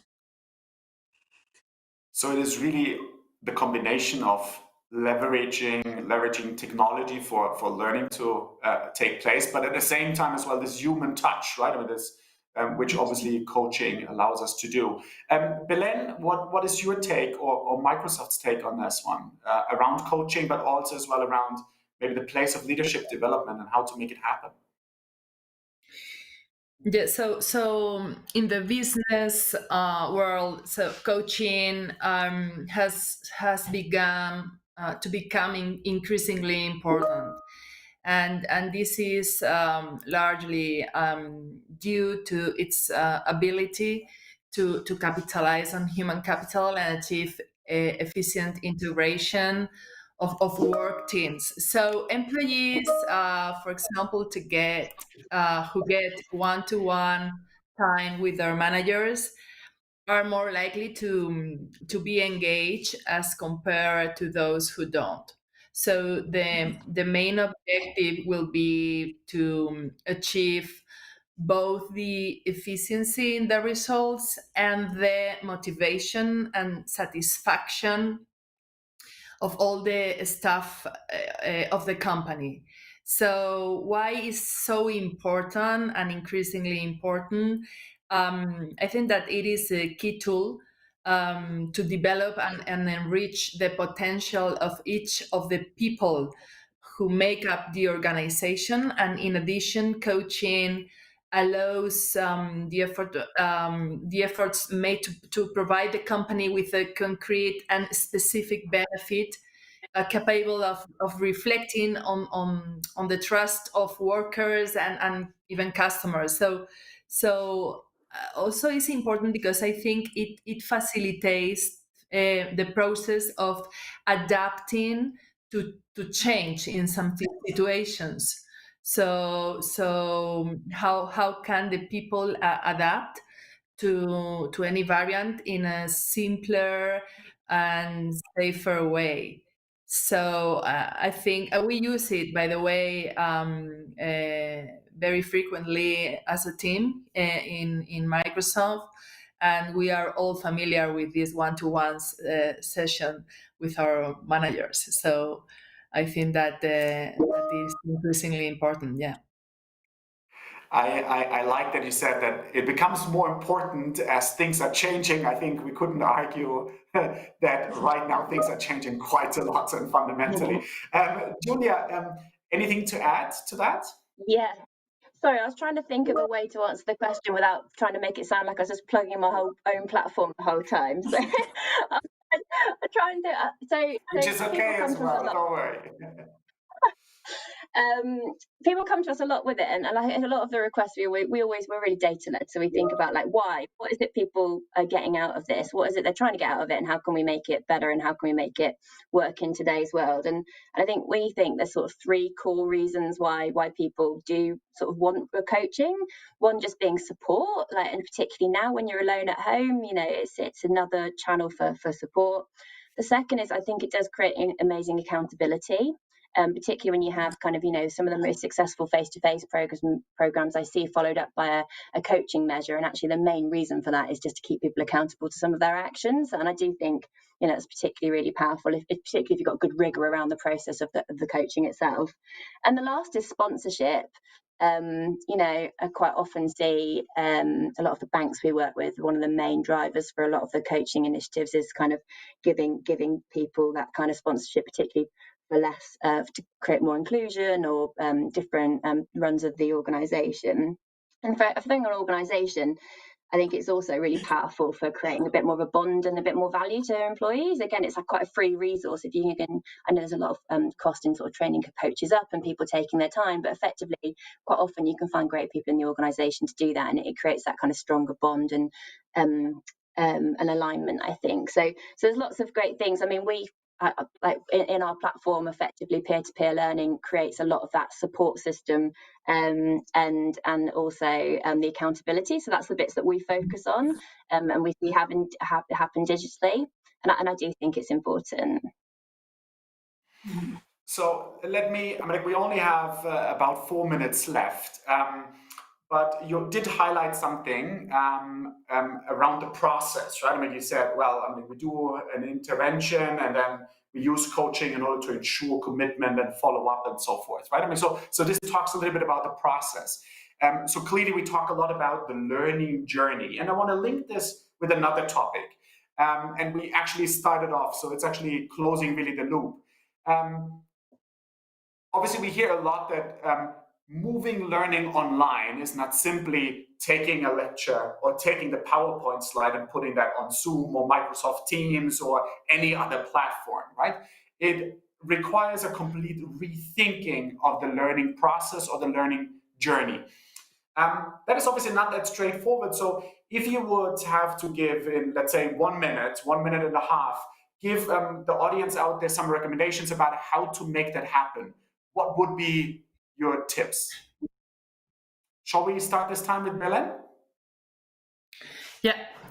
So schools, institutions should approach an hybrid education model. So a mix of physical interaction, digital collaboration, and a wide range of modalities ranging from a live activity within a virtual course to a teacher recording a masterclass, students viewing that class at their own pace, and then collaborating with their peers digitally, asking questions in a digital format, etc. So it could be a mix of whole classes and small digital groups of students where they come together to perform projects and activities. So what institutions should do with the return to campuses is to continue to develop this multi-hybrid approach. So it is a kind of mixture of the physical and the hybrid learning within class and beyond, with synchronous and asynchronous learning, interactions in small and large groups, and then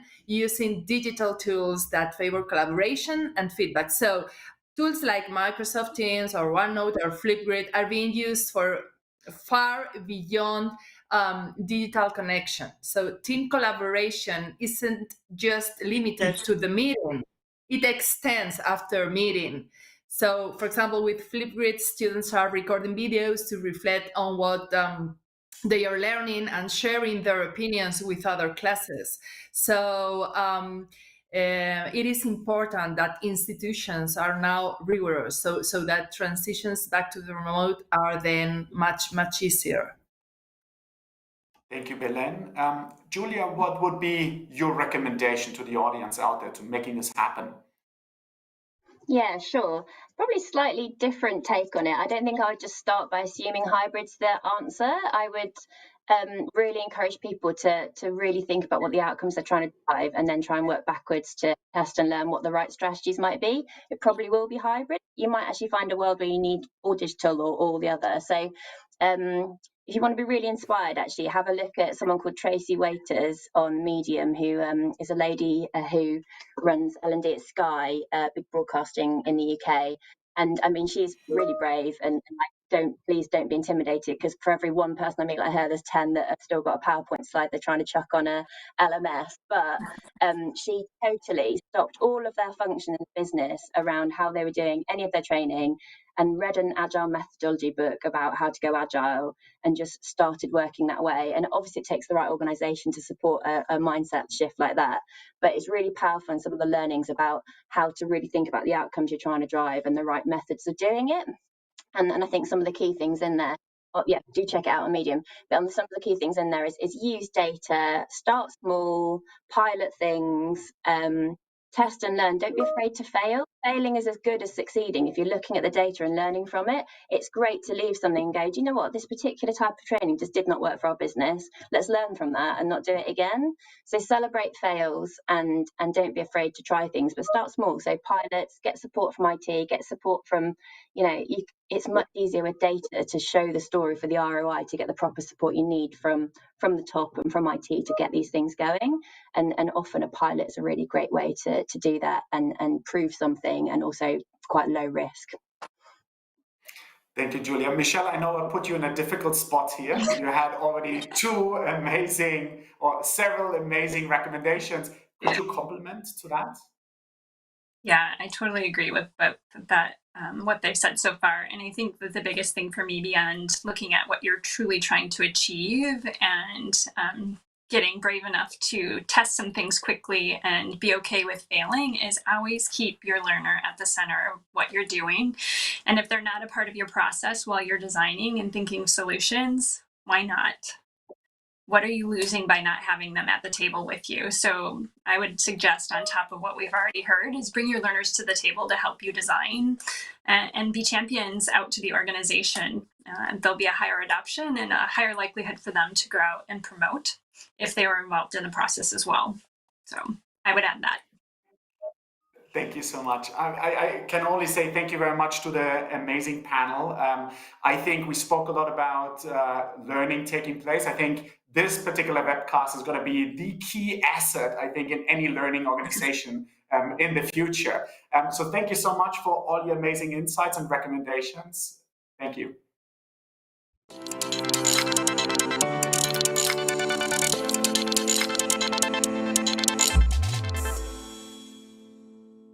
Good morning, good afternoon. Thank you for joining us today at the Headspring Learning Xchange. I hope you've enjoyed the session so far. We've looked at some of the big shifts that are happening today. On the one hand, the future of work and how that's impacting both HR and learning and development. Thank you, Andrew Hill, for facilitating that conversation. We've also looked at the evolutionary leap that we're experiencing in technology and how that's creating opportunities for learning, how that's really changing the playbook. Thank you, Martin, for facilitating that conversation. And in this fireside chat, we want to explore some of the big opportunities we have and some of the key ingredients for making learning a platform for positive change, and what some of the key ingredients are for success in learning organizations. I have the great privilege to be joined by Peter Fisk today. Peter is a global thought leader, best-selling author, and he leads a future business accelerator. And we have the great pleasure of working a lot with Peter at Headspring, as he is one of our esteemed faculty members. Welcome, Peter. What a great pleasure to have you here and to discuss some of these big topics with you today. Hi, Gustav. It's fantastic to be here. What a great event. Great, great. So how are you finding the world today, Peter? Wow. How are we all finding the world today? I guess I find it difficult, confusing, but dare I say I also find it quite incredible. So if you look around at sort of some of the ways in which kind of the world has moved forward during the last 9 months, you wouldn't quite believe it. You know, Apple became a $2 trillion business in just a few months compared to taking 25 years to create its first $1 trillion. So you can see a world which is changing incredibly fast. And I think one of the things about COVID-19 has it's accelerated that change. And so, you know, companies which we're familiar with, like Amazon or Tesla, but also, you know, some of the companies we're less familiar with, like Ping An or Pinduoduo in China, you know, have risen up to become some of the market leaders. And what's fascinating is how are they changing their approaches to how they achieve success and changing the approaches to how they work and learn inside their organizations too. Yeah, I mean, it's a period of incredible change, and you know, I think as you point out, the change in approach in how you drive business forward, and actually the change in learning, and that's I think an area that is absolutely fascinating right now. And I guess one of the things, you know, which is really important is that companies therefore don't just try to recover when we come out of this crisis. Absolutely. Because the world's changed. We've kind of moved forwards in many different ways, be it in terms of people, you know, moving to a digital lifestyle where they're learning, working and living digitally, or a new generation of companies rapidly emerging. And, you know, we really need to kind of not just recover, but reimagine how we do business. We need to kind of reset our compasses, if you like, and to take a new perspective in terms of how we're going to overcome some of these big challenges, be they financial, environmental, social, and how we can kind of, you know, really make sure businesses move forwards in new and better ways. Yeah. No, I mean, we have big challenges, critical challenges to solve, and as you point out, with the incredible speed that we're moving right now, it's key to put in place a new MO, if you will, for how we operate. Yeah. And I think one of the points that I found really fascinating is the work around learning organizations. Mm-hmm. And Peter Senge, who coined this, I think 30 years ago, and I mean this is a concept that has evolved quite a lot, but is more relevant now than ever before. I'd agree totally. I mean, you know, that book he wrote, the Fifth Discipline, you know, he wrote it in a time 30 years ago, as you say, when it was a completely different world. It was a world which was largely steady state, where we could predict what was going to happen next, where companies worked in their existing markets and their nations, and, you know, everything was kind of pretty stable.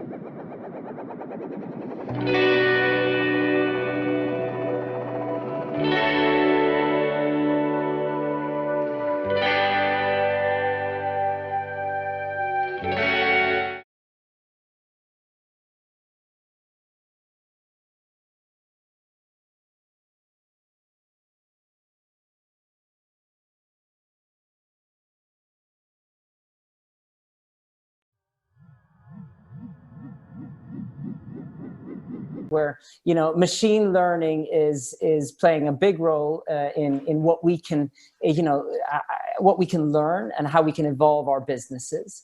But at the same time, you have still a lot of, you know, critical impact from the humanistic learning. So how do you see human and machine learning in harmony and operating in a learning organization? I think that's a really interesting question. So, you know, there's lots of books on human and technology and how they kind of work together.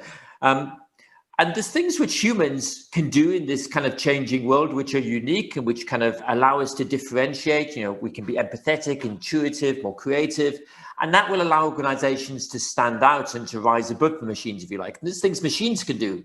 You know, they can take away routine processes and they can make you more efficient and faster. The really interesting bit is where you connect machines and people together. You know, and almost, you know, how machines can help people and how people can help machines. But, you know, machines helping people, you know, in a sense, it's like becoming superhuman. You know, the ability to use a machine to be able to make a smarter, faster decision, where you've got a huge complexity of variables and amounts of data and things to weigh up, and being able to, you know, use that analysis to help make better decisions and to make organizational decisions when you're running a global organization, that kind of stuff, you know, it's really quite interesting. At the same time, it's all about how, you know, you can sense what's happening in the marketplace much faster. So, you know, what customers want. And so being able to get fast feedback loops there, being able to understand what the new technologies are, being able to work with partners in much broader ecosystems rather than trying to do everything yourself. You know, one of the most interesting organizations I look at is Alibaba.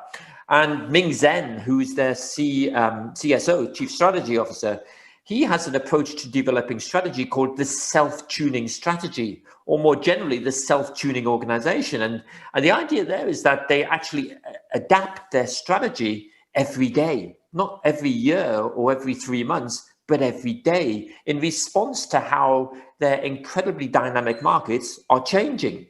And so being able to kind of use data and then be able to use intuition at the same time, either to make decisions or to keep pace with this changing world, I think is phenomenally interesting.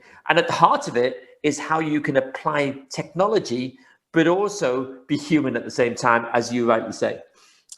I mean, that's absolutely fascinating. I think, you know, adapting your strategy on a daily basis, that is scary, but definitely, I mean, something with, you know, this what we can all relate to is just, you know, managing in the now and tuning into to the influences that we're getting.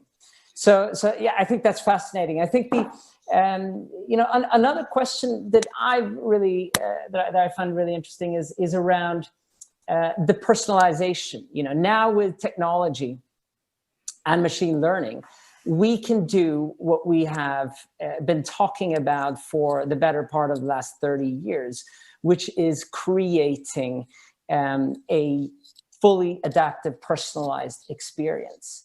And, you know, that is something that is incredibly powerful in you know, in facing the challenges that we have, the big challenges of upskilling organizations, reskilling organizations, and, you know, letting individuals and teams also, you know, learning in a more autonomous way and in a more organic way.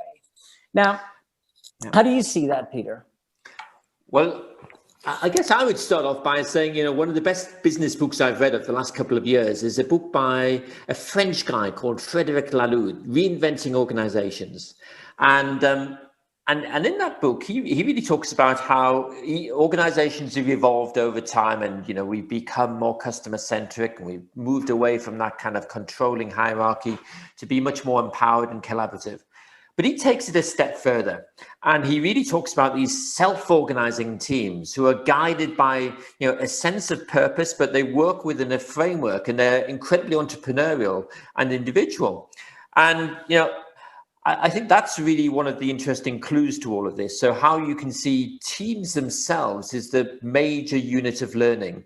And you see organizations, for example, like Supercell, the gaming company from Finland.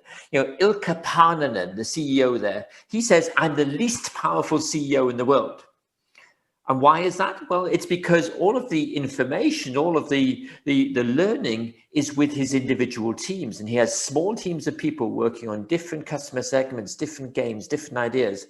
And they're the people who understand their audiences best. They're the people who understand the technology best. And they're the people who understand, therefore, the business best. And Ilkka Paananen is much more of a supporter, a facilitator, an enabler. You take a company like Haier, the huge Chinese company, which is the largest in terms of refrigerators and white goods. And Zhang Rumin at that company there, he's actually created 10,000 micro businesses, never more than 100 people. And the idea there is that they're incredibly close to their customer. They're incredibly entrepreneurial because they all act like startups, but they act within the kind of the framework of a large organization at the same time.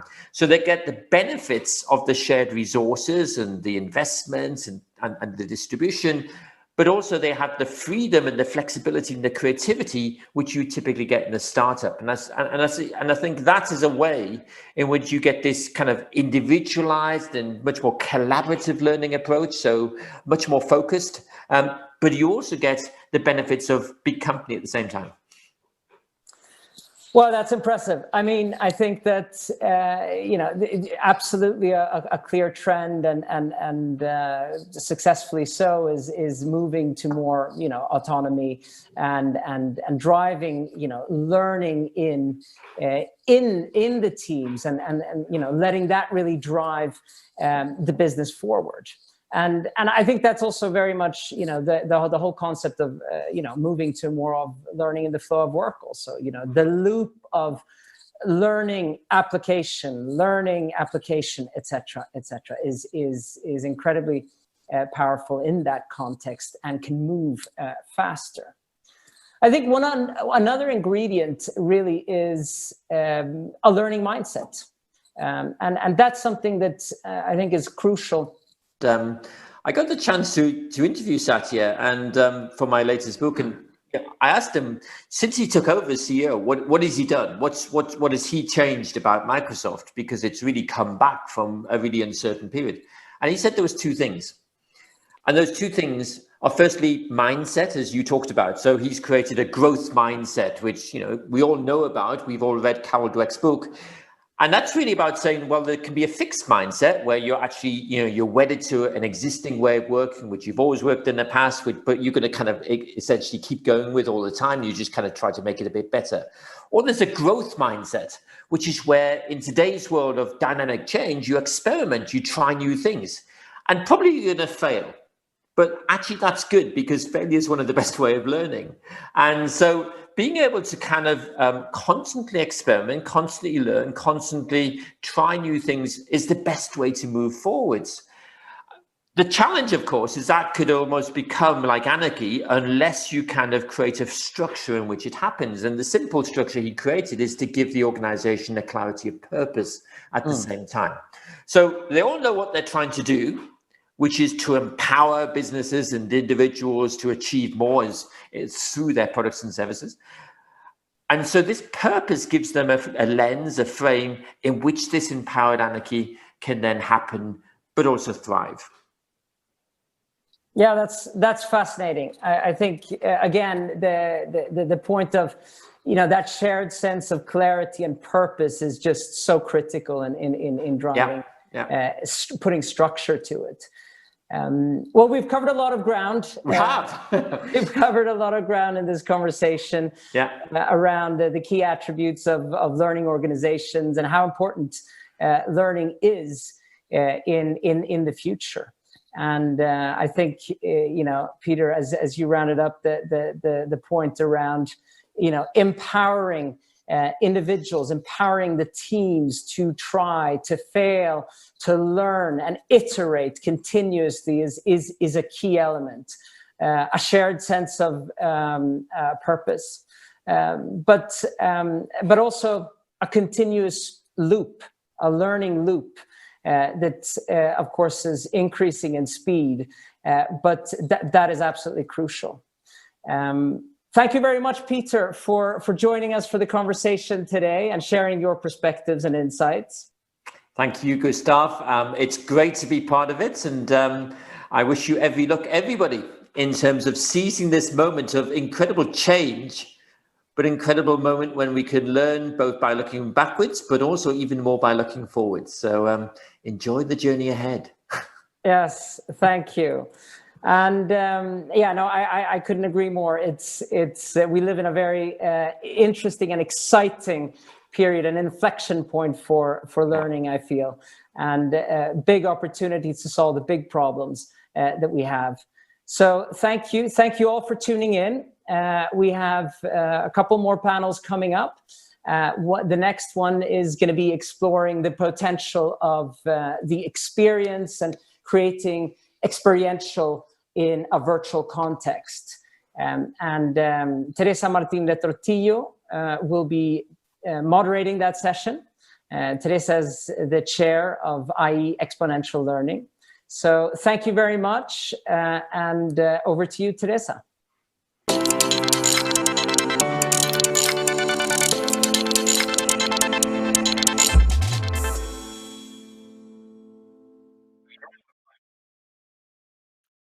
Hello, everyone. Thank you, Gustav, for the introduction. It's a joy to be with you today to discuss how to harness the radical potential of the digital experience. I'm here with three incredible speakers on this topic. Let me introduce them briefly before we get into the debate. We have with us Elisabeth Galli. She is the Global Head of Knowledge, Development, and Talent at Grupo Santander. Also with us, Daniela Proust, the Head of Global Learning Campus at Siemens. And finally, last but not least, Barry Lumpkins, Global Director of Leadership and Talent Development at DP World. Thank you all for joining us on this very exciting topic. Let me start the discussion with an open question to the three of you around this once-in-a-lifetime opportunity to change your organization, and what has been the role of L&D in this change? Chances are that the organizations you worked in back in December last year look very different from what they look like today. So let me open the floor.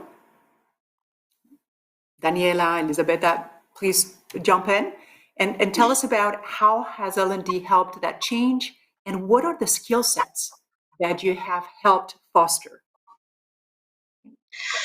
Thank you, Teresa. Actually, L&D in the case of Santander played a major role, because I still remember the moment in which the president of Santander, Ana Patricia Botín, announced that she wanted, so her vision for the future was to have Santander transforming itself from a very powerful and first-class commercial bank into an open financial services platform. This was the second half of 2018. And I still remember the moment because being an HR professional, together with my team, we look at each other and we said, wow, this is really, really good stuff and cool stuff. Because you can imagine moving from a totally traditional, though very strong environment, moving to something completely different in terms of business model, in terms of roles, processes, skills. This was really challenging for us, but this was really something that excited us a lot, because as HR professional, and especially L&D professional, we felt we could make a difference. And actually, this was the case because we started rethinking completely all the roles, the skills, etc. And we started to implement the strategic workforce planning methodology in Santander that helped us to identify the critical skills for the future. So the required skills for transforming Santander into a completely different animal, an open financial services platform. And this exercise was On one hand, quite scary, but on the other hand, not a big surprise, because what we discovered was that 60% of our workforce, and we are 200,000 people, 60% were in need to be upskilled, reskilled for 90% of the skills they were currently displaying. So considering the magnitude of the effort, this really scared us a little bit, but we just started thinking how to do that in a sustainable way and in a quick way, because the pace of change was something that Anna Botin reiterated during the communication process. So we have to be quick, we have to be fast, we have to accelerate.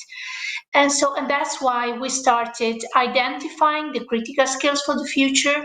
Not a surprise that they were in the area of digital transformation, cloud, and agile, and everything was related to the new way of working, and data science, data management.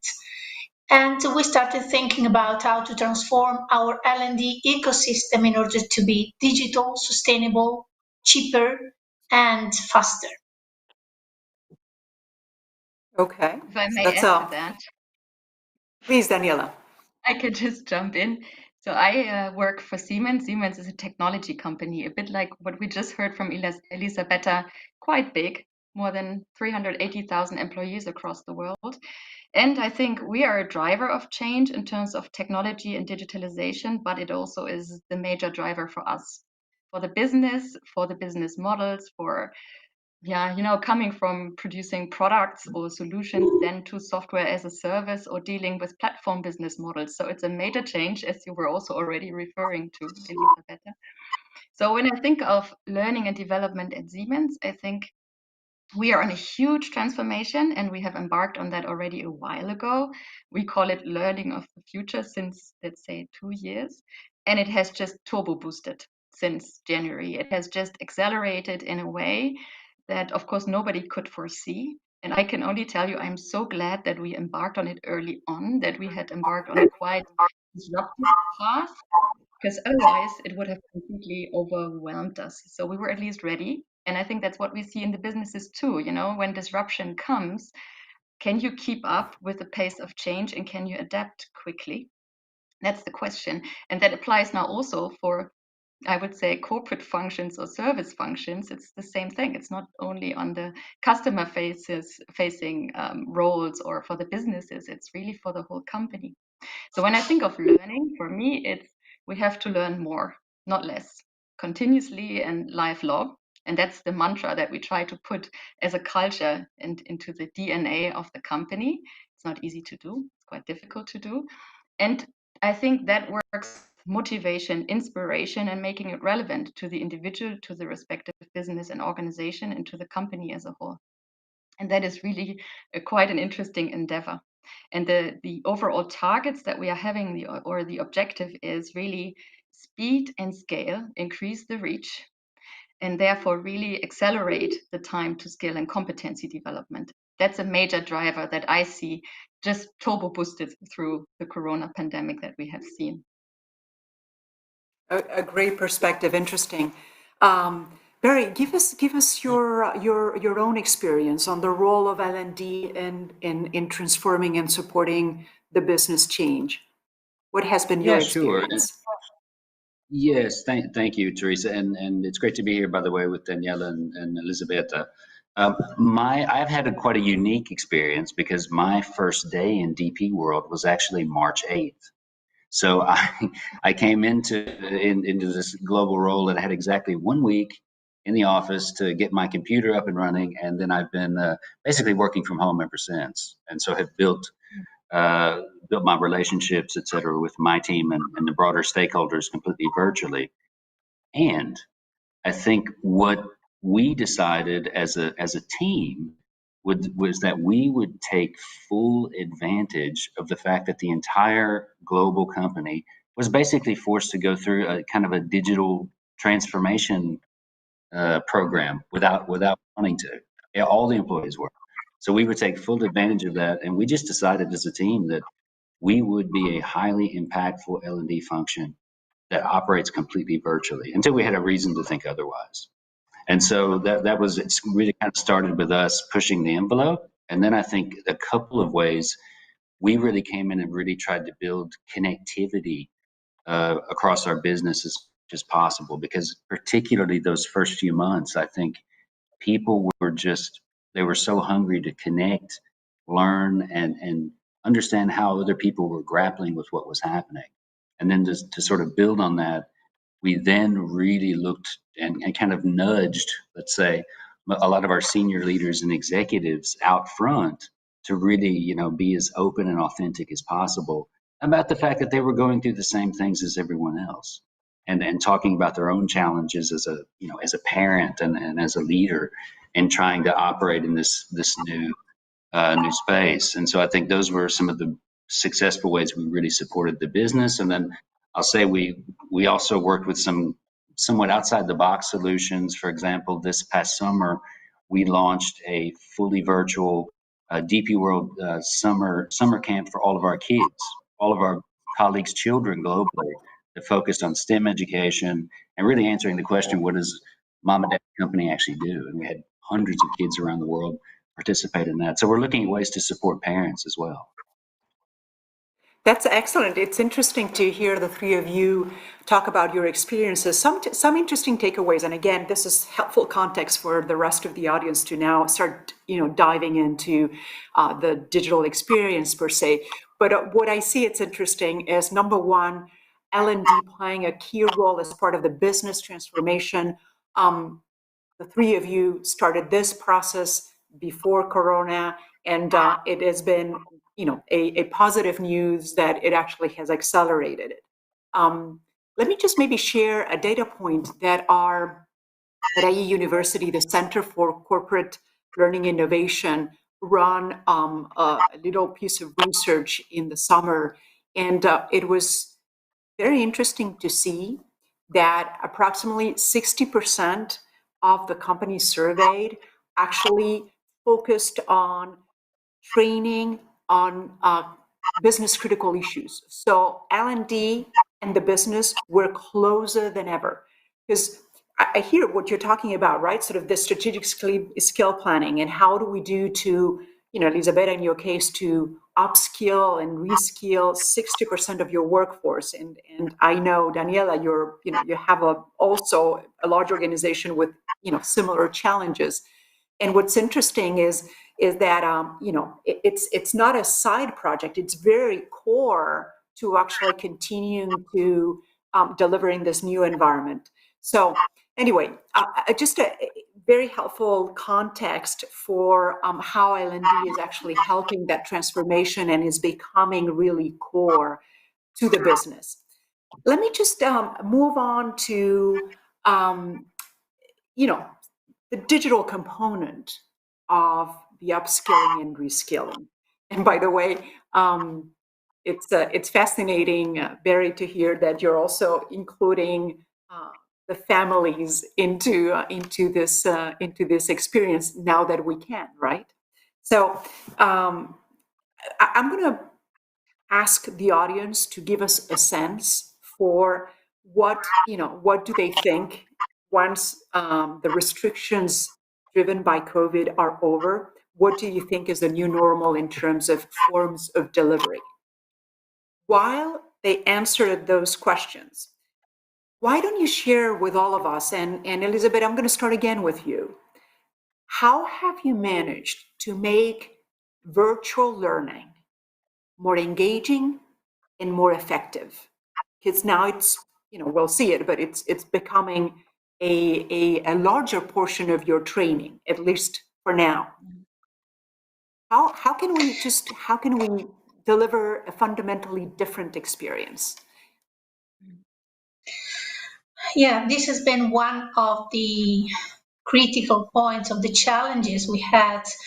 Unfortunately, we started thinking about this new way of delivering learning before COVID, many months before. And as my colleagues commented, the COVID pandemic really found us a little bit more prepared. So with the COVID, all the people around realized that we were in a kind of learning platform.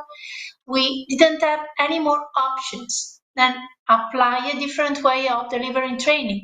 So more engaging. What we did in Santander when we started the preparation, the creation of our platform was to look inside, because our platform is a connector. So our strategic decision was to connect, to plug into this new platform all the local ecosystems in terms of L&D. So we cleaned what we had. We made a very thorough and deep analysis of the content we had, and we landed on a number that was very little in comparison with the big amount we had at the beginning. So it was about 2,500 learning objects.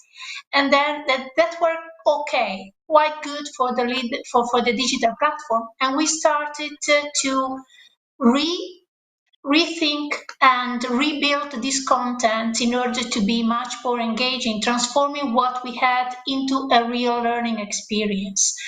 This has been a challenge, and is still a challenge, because this is a completely different job. So people in L&D, traditional people in L&D, are not prepared to do this work, and so we had to use external experts to join us and to teach us how to do it. And so if you think about a common course, a training course or a training object in an online learning experience, this is something completely different. So the learning experience adapted to a digital platform must be something that really engage the audience and take the audience through a journey that is a nice journey, a pleasant one, in which they have fun while they are learning. And this is something very technical. This is something requiring a new skill set that is not very common yet in the L&D community. This is also related to the other big challenge we still have, is reconverting. So moving our people from a traditional role to a new role in L&D. So we carried out basically our strategic workforce planning in our department, and we started acquiring new skills and experiences using external experts and really learning ourselves what to do this new job. This is great. And thank you for sharing how you've built your platform and designed those journeys. Let me just hold on the topic of how the L&D teams have had to adapt, just because I think there's a whole theme right there that I want to dig deeper into. May I, Daniela, maybe, do you want to talk a little bit about how have you advanced in making those digital experiences more engaging and effective? And you were talking about the very important time to skill and time to competency. You know, help us learn from your experiences. Yeah, thank you. So I think it all starts with understanding, or have I would say the principle or belief that careers are not linear anymore, that they are much more an option room, and that therefore careers are very individual. They're not going up the ladder. So it's and therefore also the learning and development is very individual. And I think that is a fundamental shift in terms of careers that we see particularly boosted through digitalization. So that is why I think platform and technology is a huge component to enable an individual learning and development experience, and to help the learner that it's useful and relevant for the individual. So, I always see it a bit like you're on a journey, as we just heard, and everybody is equipped with a different backpack of skills, competencies, and experiences, and therefore also has a different need in that particular moment for the respective role at hand, or for the next one to come, because also maybe the next one is something you had not anticipated before, or you didn't even know that job was invented. So it is therefore everything that we are now providing as learning offerings and instruments and support to our employees has to be in a way that we move from a directed approach of teaching and bringing learning to a broad audience more to a guided but self-directed learning. The people need to understand where are they, what are the next topics that are relevant, and they know.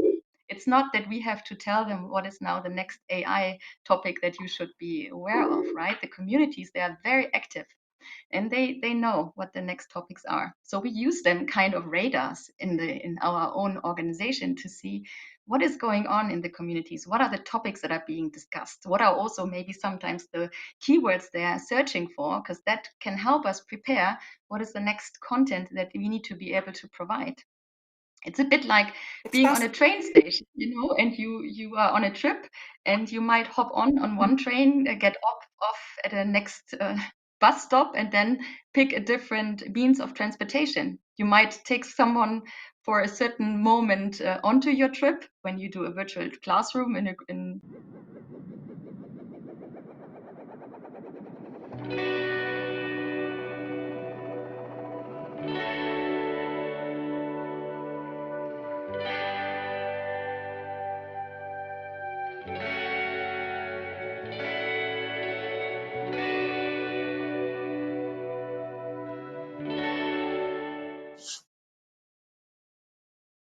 Daniela, sorry for the interruption. You were talking about designing a journey and providing options. And it's actually interesting because Elisabeth also talked about the digital experience as a journey that is fun and engaging. You're bringing in an interesting topic, not only the optionality, but also the community, which again was common in what Elisabeth was describing. So the visibility of what are the things that I can be trained on and I can engage on is one of the ways to make it more engaging. The community is another one. Very interesting. Barry, anything you want to share on that dimension? No, look, I think, just a couple of things that have really come out, at least our insights, and I'm speaking with a lot of my peers in other industries as well, is the overwhelming importance of great, impeccable instructional design when you talk about virtual delivery. And there's a number of reasons for that. When you're sitting in front of a screen, losing a participant, losing their focus is so easy to do because most of us have our Outlook open, we have other applications, we have a mobile phone sitting there. It's a lot easier to kind of keep people's attention when you're in a physical space, but it's very easy to lose them virtually, which means that by design, you need to have interaction points with people. We're designing everything 2 to 3 minutes maximum before you're interacting, you're breaking out, you're connecting people in some way. So I think the instructional design has to be impeccable. And I will also say that the flip side of that we're already starting to think about is, and it goes along with the Slido poll that we had, is I think that when we can bring people back together, especially when we talk about global cohorts that we work with, the expectation of what the in-person experience will be very different. In fact, I think it will be much higher. Because the last thing you want, if you bring people together, is for someone to say, we could have done this on Zoom. Fascinating.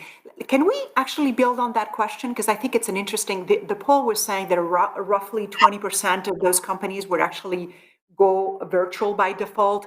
But what seems to be, true for the majority of the organizations is that we've actually balanced out the virtual delivery versus the face-to-face. So face-to-face is not disappearing. May I just, any additional comments on how do you envision face-to-face now that a lot of things can be done virtually? So what is the face-to-face about? Maybe I can share something. Oh, sorry. No, Daniela. Okay, Daniela. Please go ahead. We have asked ourselves that questions also quite fundamentally, and I think we are going quite disruptive that we put virtual as a default. However, we believe that there is a good reason to come together in a community or for certain groups, and that is mainly about creating relationships and bond and build networks, and that is absolutely important. But therefore, you have to really be clear about the objective that you have. So if it's really about knowledge transfer, conveying knowledge, you can do that in virtual formats, also in a very engaging way. But if it's really about the interpersonal, getting together and bringing people on board, physical experiences are important, also when it comes to driving innovation in terms of hackathons or things like that. And one other challenge that we see is, we have very different types of learning in Siemens, and I'm sure it applies for some of you too. For instance, we have the business-related learning, where I believe virtual is per default easier. When I think of our product schools, when it's about training on a huge train on how the system works, then sometimes it's not that easy. So there, to have a digital train completely set up, that you have the right experience, that you know how to drive it, it's quite a challenge. You can do it, but it's also expensive. So you have to pick your battle, what you want to do when. It's a great point, Daniela, and I think it builds on what Barry was saying. So just go back to the instructional design concept, and what is it that you're trying to accomplish, with each session. And yes, I can imagine how sort of recreating the train experience digitally may not be all that easy. Elisabeth, you wanted to also share your view of how to use the face-to-face learning.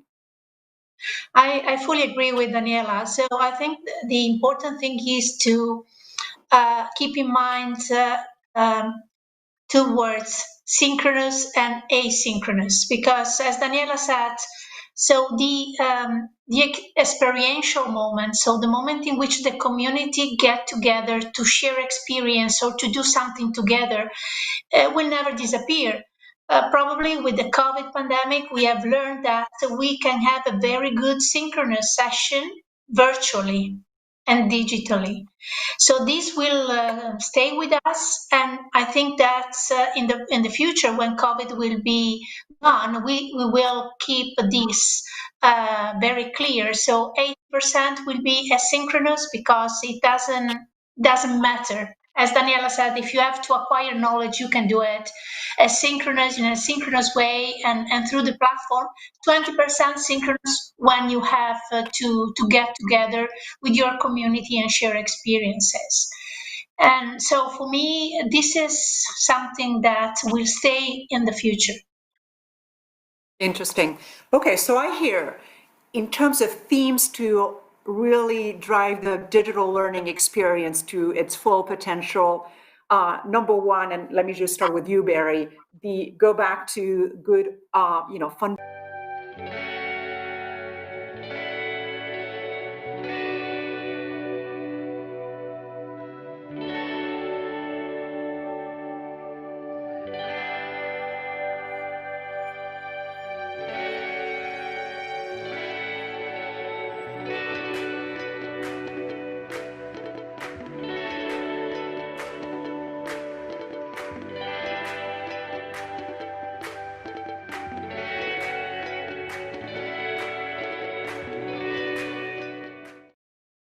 Great. So sorry for the interruption. Let's go to a topic that was raised earlier. So in this journey where L&D plays increasingly a fundamental role of supporting the transformation of the organization, what is the new skill set that's required for the L&D team? Barry, do you mind starting us on this question? Sure. Actually, for me, there's really sort of three things I think that come to the forefront, and one of them I've already mentioned, and that is rethinking instructional design, and particularly again getting really, really tight and concise on virtual instructional design because of some of the reasons I mentioned earlier. The second thing that we really have seen is a big challenge and an opportunity is virtual facilitation schools, which I think many of us will know. Just because someone was a great facilitator in a physical space does not necessarily mean it's going to translate into virtual facilitation. And in fact, I mean, as someone who has done this myself for many, many years, I think virtual facilitation is actually much more difficult because you're managing things like we're experiencing now as well, technical difficulties, right? So it's a much tougher type of skill set, and we have certainly worked really hard working with some external experts to upskill our team, but also we found ourselves having to upskill some of our existing external partners, not Headspring, but some partners. And then I would say, thirdly, yes, it's what we might call something like media production, and part of the virtual experience is the sort of these potential distractions around the facilitator. Now, I'm not using the equipment now, but what I can tell you is most of our team, my team, we have bought for them and shipped to their house professional lighting, professional microphones. We basically helped them set up almost like a mini studio in their home to do this delivery because it has an impact on the experience. It really does. And we're almost complete in our corporate head office in Dubai. We've got 2 professionally kitted virtual facilitation studios with professional lighting, high def cameras, etc., that we will be using very shortly. And we always actually have a producer in the background. So for example, if a participant's having technical difficulties, that person will jump and connect with them directly so the facilitator can keep the session going. So for me, it's really key. It's almost like in the olden days, you would have someone at a conference venue who was making sure the air conditioning was right and the coffee was good and all of that stuff, because those things distract from the purpose of the program if they weren't done well. Interesting. So virtual instructional design, virtual facilitation skills, and media production is a new skill set for the L&D team. Elisabeth, you touched on some of this before. What are the new skills that you see in addition to the ones that Barry has mentioned? Yeah, I fully agree with Barry on the short list he provided. There is also another aspect that is new in the L&D team, and it's everything is related to data management and to digital marketing. Because when you run a digital platform, a learning experience platform, there are 2 big pillars that are the data you pull out in real time, reading the digital behavior of the users, and you need to pull out the data to manage the data and to prepare reports, personalized reports for the different stakeholders. And this must be done in real time because you have to correct the route very, very quickly. So the base of your process is a daily base. In the past, from the demand of a training to the delivery of the training, you could have 3-4 months. This is really the past. So now is daily. And marketing, because also thinking about the learning experience platform, you have to treat everything as a product, and you have to engage your audience, to propose campaigns to your audience, to read their behaviors and to pick their inputs, and to reshuffle, restructure what you are offering based on these inputs. These are skills that are completely new in L&D, for instance. That's a great point, Elisabeth. Actually, before because I want to get into this topic of learning analytics, and Daniela, you're going to be next, but allow me to poll the audience again and get an understanding of what's the level of the competency within the L&D team on learning analytics. Julia, if you don't mind just getting Slido again, we'll love to get a feel from this. Now, Daniela, back to you. We were talking about, and you referred to earlier about time to competency, and as that being just a KPI in your organization. How do you think about and how do you use the learning analytics to deliver on that KPI? I think that is such an important and really interesting topic, and we're just at the starting point, I think, to embark on a quite interesting longer journey, I would say. So I think when I think of learning analytics, of course, we have all the traditional instruments of number of participations and costs and regional split up by business and so on and so forth. And that is still needed, but it's always post, right? So you always look at what people have done. So I think combining that now with the new, I would say, opportunities that new technologies like a learning experience platform that we also have allow for is that you can look at user behavior data. So it becomes so much more important to see how, and there I think of, the goal has to be, you have a visitor on the platform. How do you convert that visitor into a learner each time? So it's not that you have to win that person once. Yes, you have to win that person the first time to try out your platform. But actually, this battle starts every time. You have to convince every time somebody comes to you and wants to engage in learning. And that, I think, is something that you have to think about. I think it was mentioned in the previous panel. It's really about putting the learner at the center and really focus on the employee experience. And therefore, it's about having, of course, relevant content, but also how do you find it? How do you make sure that the relevant content really appeals to that person? So it's really key that the system and the algorithms and the way you have set it up helps you to bring the most relevant learning to the learner. And then I think what for us is the next step that we are embarking on is to include skill management functionalities into our learner experience platform. So I think looking ahead of time, the skill management or the skills will become our new currency. So we will be looking at what are the skills that are emerging.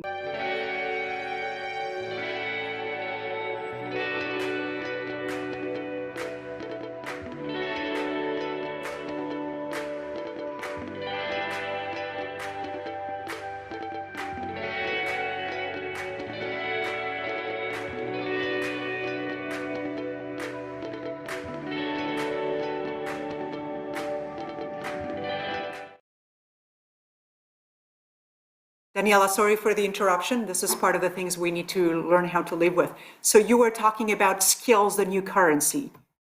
Yes, I don't know where I dropped off. So what I think is that skills for us will become kind of a new internal currency, because what we are measuring in the past, or still measuring because we can, is of course learning hours, is data related to participation in courses to see what is really demanded a lot or not. But I think when we can match really emerging skills or really relevant skills and then have a more targeted approach to upskilling by mapping, let's say, learning objects according to skill level, and then you can also link it to certain roles and next roles that you want to acquire and accomplish, that is a complete new approach. Interesting. So there is a theme here of, and thank you, Elisabeth, for bringing the data set of skills. So the theme here is, and you both touched on it. Elisabeth, you talked about marketing. Daniela, you talked about converting the visitor to a learner, right? So there's a first of, okay, what is it that I need to offer? And then a second is, how do I actually show the path towards, sort of making sure that they not only gain the skill, but they actually continue to progress. It's actually interesting because in this world of transformation, data becomes sort of frankly key for all of the functions. And it feels to me, and sorry for using this expression, but that L&D needs to, in a way, eat its own dog food, right? So we're all becoming data-driven organizations. How do we really use the data at our disposal, not only at the beginning of design?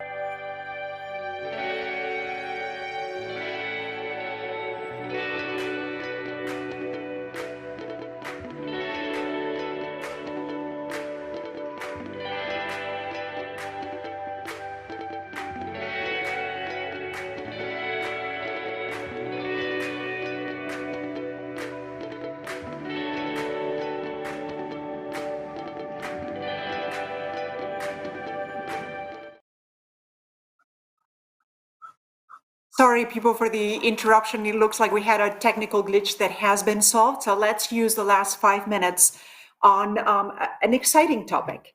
we'll love to hear from the three of you, and I will leave it open for whomever wants to start. What is the full potential of digital learning? What is it you wish you could do? How do you see this evolving in the next 2 to 3 years? Many questions in one, but please jump in. So it's a big topic for me. The future is to have the employee or the user at the center and in the driving seat, deciding what, how, and when. And this is completely reversing the approach from push to pull. And what is important is that the user can pull from the platform what he or she needs, what is relevant, what is powerful to help the employee to climb his or her career ladder, but also to expand the possibility of learning to go to other areas. So stay relevant for the future, learn what you are interested in, but also what is relevant for your job to progress in your career, learn from others, stay in touch with your lookalikes, but also learn from other people that normally are not part of your immediate work environment. And the most important thing, the user decides, and the user is in the driving seat. I think this is the future. Interesting. Let me build on that in a second, because I have an interesting question for Daniela on who is in the driving seat, the user, the business owner, or maybe, but Barry, on your end, what's your vision? Yeah, just a really quick answer. I think for me, the potential, and I've seen some small snippets, but it's probably going to take a couple more years. The potential of fully leveraging VR and AR technology, but around soft skills. But it's not at a point where it's good enough, both in terms of scalability and cost today. And the other is I long for the day when hopefully more, if not most organizations can actually afford a kind of a learning experience platform, an ecosystem that is just as good and just as sharp as what we see people doing in their private lives. Right? We always talk about Netflix, et cetera, but oftentimes we can't seem to get it right in companies to have something that's that intuitive and easy to use that people use in their private lives. When we get there, then I think we'll see a lot more utilization. Love that idea of making it seamlessly as we all use it at home. Daniela, just I will ask you for your vision as well, but I think it's interesting on the concept that Elisabetta was talking about, the push versus pull, right? How can sort of the digital and the digital world, but frankly, the opportunity to put L&D more at the center of the business, how can this change the dialogue, not only with the learner, but also with the business leaders? Any vision there? Any answer to that? Yeah, I think learning is just becoming a fundamental core to the strategy of the company. It's maybe moving from being an HR topic to being in the center of HR to becoming into the center of the business strategy. Because if not, the businesses will not be equipped to master the challenges of their markets. So I think it's becoming a much more core topic, and therefore you have to be very close to the business to make sure that you also have the right topics addressed. And I think it's a bit more of a push and pull, because we definitely also want to engage our employees on topics that we consider strategically relevant. For instance, at the moment, we are pushing a topic across the world on how do you lead in business ecosystems, because we just see it as such a fundamental topic driving our business and each function everywhere. It's a different impact per role and per business, but it has an impact everywhere. So, and I think sometimes it's about how to be smart about how to push, because also push you can do in a smart way by creating pull. So for instance, I think we have learned from our employees that they are saying people follow people. So how to use your business role models as ambassadors and maybe push content themselves and say, hey, follow me on my topic. I'm the expert in artificial intelligence. And they will follow him and see what he's posting, what he wants to engage in. So I think it's fun. It's just a very diverse approach where you have different instruments at hand, if you will.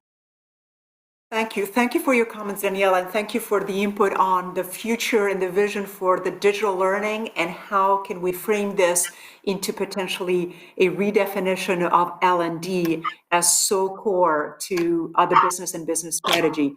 I'm mindful of time. This has been really great to have the opportunity to share experiences from your three amazing organizations. Thank you for being with us today. Thank you. Thank you very much. Bye. Thank you, Teresa, Elisabetta, Berry, and Daniela. And thank you to you for your patience with those small technical glitches. It's been a real time opportunity to practice some of the digital, interpersonal, and personal skills that we've covered today. And on the topic of opportunities, as Teresa suggested, organizations have had a once-in-a-lifetime chance to totally redefine how they approach business in general and learning in particular. And it was enlightening to hear how our guests have embraced this opportunity to deliver more meaningful learning journeys. In fact, this positive spirit of seeing challenges as opportunities for growth and evolution has been one of the most tangible themes to emerge from today's discussions. There's been a very real sense, I think, of passion for development among our guests and panel moderators, but perhaps a live embodiment of that learning mindset that Peter and Gustav discussed earlier in the fireside chat. It's my pleasure then to introduce our final panel discussion for this year's Learning Exchange, which will focus on the very real-world effects of digital learning. To lead the conversation, I'm happy to welcome someone who knows more than a thing or two about learning. Lisanne Gale, the Global Head of Learning, Innovation and Impact at Headspring. Hello, and thank you very much. Hello, and thank you very much, Bevan. Hello to all of you out there in the virtual world. As Bevan said, we are the fourth and final panel today, made up of all women. And so hopefully this will be a very helpful and insightful and useful conversation to all of you. I'm very much looking forward to it. And so we are focusing on how digital learning has been used to generate real-world impact and to really bring to life some case studies from four organizations, very different organizations from around the world. We're going to be exploring how this current context has impacted their learning strategy and the outcomes that they are seeking to achieve. And we'll look at two particular aspects in particular. And this question of, when you were talking about virtual and blended, what are the specific challenges and opportunities? And based on that, what are the criteria that organizations use to find the right partner if they do need to go externally to support their online training efforts? So before we start, I just want to ask you guys to engage. And so could you share via Slido or via the question function, what are your specific current challenges when it comes to digital learning? And we will weave that into the conversation as we go. Obviously, we don't have a lot of time, so we're going to dive right in. And so it's my pleasure to introduce these four incredible ladies. We have Sonia from Learning and Development at Melia, sorry if I've said that wrong. That's correct. Hotel. And she has more than 12 years of experience in the hospitality industry. During the COVID lockdown in particular, they have launched a new global online learning program called Stay Safe with Melia. And I'd like Sonia to just talk a little bit about that and what they've experienced over the last 6 to 9 months. Thank you, Lisanne, for the introduction. Hello, everybody, virtually, and it's a pleasure to be here with you today and to have this conversation with such a great panel of ladies. So to be honest, as you mentioned, Elisan, we have been working at Melia Hotels and we have been investing in digital learning for the last 4 years. And we changed to a new platform at this year, LMS, because we want to focus more on social learning, collaborative, and more continuous on-the-job learning. No? So this was our goal. However, our plans shifted, or I should say accelerated, due to the COVID pandemic, and we had to concentrate our efforts to transform all the programs that were blended or face-to-face to digital, adapt as well to the needs of our employees. And for this reason, the program that you mentioned, Stay Safe with Melia, was launched. It is a program that focused on the reopening of our hotels because we had to close the hotels during the lockdown. And our idea was to train all our employees worldwide in all the regions from Asia to America to Europe or Spain in all the new protocols that were implemented. It can be either in the reception, the new check-in process, new buffet setups, and to make sure that they felt safe. First of all, they knew the new health and safety regulations, and as well they made our guests feel safe, and come in this new way of experiencing tourism as well. And in addition, we wanted to focus as well on their emotional well-being, on working on change management, resilience, this concept that we've heard a lot these days. And we created very quickly this program. This was a huge challenge because we had a very limited time to prepare, and we had to train more than 23,000 employees worldwide at the same time. And employees who did not have experience in learning and sometimes are not very practical with digital tools. So it was quite a huge challenge for us during this last few months. Yeah, thank you. Thank you very much. So just moving on quickly to our other panelists. Stacey. Stacey Burns is a talent development leader at EY. Stacey, tell us a bit about what you've experienced and if anything resonates in terms of what you heard Sonia discussing. Thank you, Lisanne. And like Sonia, I'm delighted to be here. And much of what Sonia said did resonate, even though we work in very different environments. So within professional services at EY, I specialise in leadership development. And I think it's fair to say that we were already thinking about developing future-focused leaders, purpose-driven leaders. So that was part of our strategic context pre-2020. And what has changed for us is really the pace and the acceleration. So Sonia talking about mobilising learning for thousands of staff. We have seen that in action in a myriad ways across EY. But also, we're no longer talking about future skills. The future is now. So it's how do we bring the learning into a space where our future leaders and current leaders can experiment and apply in real time. Okay, thank you. So Anna Baumann is a program manager in leadership and talent development at ABN AMRO. Anna, tell us a bit about the context of the bank, what you've been experiencing. Yes, thank you, Lisanne, and thank you for being here. When we just started, actually December before the lockdown, we started a program for our executive group on leadership development and accelerating strategy. So when the lockdown hit us, the first question actually was, should we continue this program or is it something we should discontinue for now? But the answer was no, it's even more important to be connected together and to stay on track with our strategy. So we continued the program and try to get it online. So that's, I think, a bit of our context in relation to the COVID. Okay, thank you. Mona. So we have Mona Al-Baker. She's a program manager and in the Enterprise Learning and Human Development Department at KFAC. Yes. Please tell us a bit about your context and what's been happening over the past few months. Sure. So for us, it's a little bit different because of what KFAS is the Kuwait Foundation for the Advancement of Science.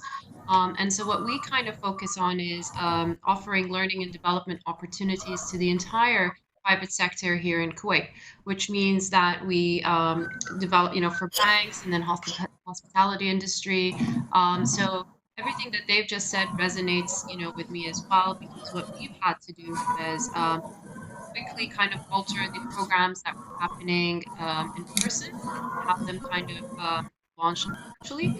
But at the same time, we worked on what we call the Emergency Resilience Program when COVID started. And what we wanted to do was promote online learning opportunities for different companies in Kuwait. So we started kind of offering grants on some of the online platforms so that they can continuously engage their employees, kind of like the LinkedIn Learning, Coursera, etc., so that they can kind of continue learning during.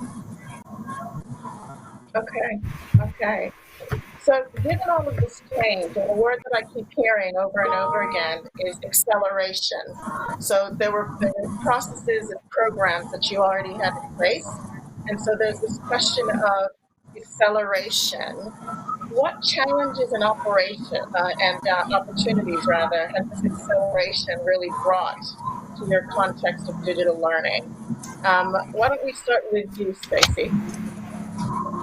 Thanks, Lizanne. So I think that the main challenge really initially was having to mobilize really, really rapidly in a space that we had played in before. So we had some blended learning offerings, and it was certainly in the strategy, but we were probably thinking we had, maybe 3, maybe 5 years to become kind of fully blended.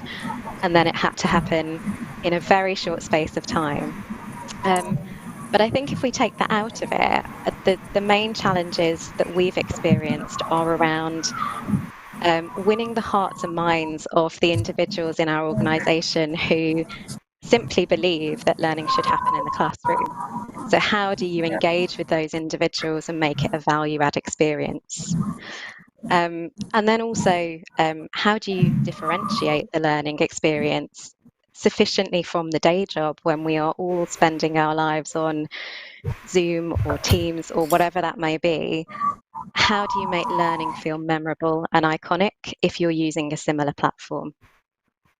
Mm-hmm. Okay. And what's oh, sorry, go on. No, go on.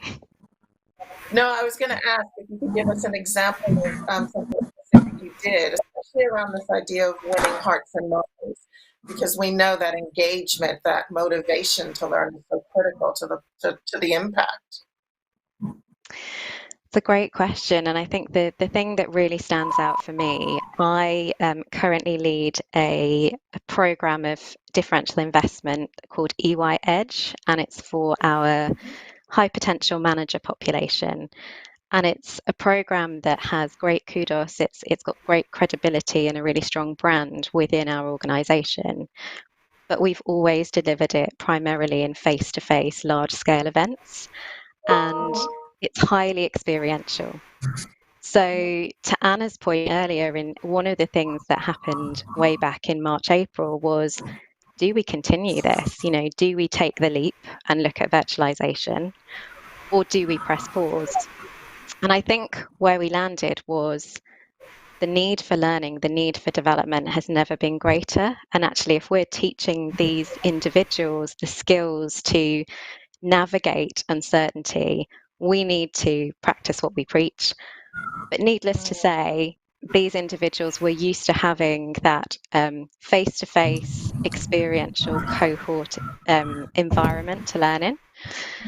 And so we needed to think about how we replicated that. Could we replicate that in a virtual environment?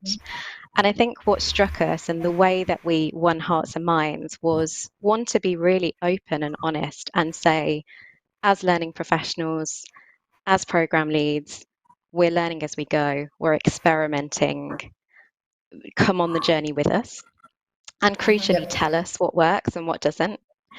And the other thing was, let's be really aspirational about this. So one of the things that we've found is a real opportunity right now is you can achieve things you didn't think would be possible in a physical environment. Because if you take out the need for people to travel, if you take out the sort of geographical barriers, you can bring in some really exciting experiences and speakers. And the one that stands out for me was in September, we had a Maasai elder from his village in Kenya dial into our MS Teams EY Edge call and talk to our managers about how the nomadic wisdom from his culture had applicability here and now in our context for leaders today.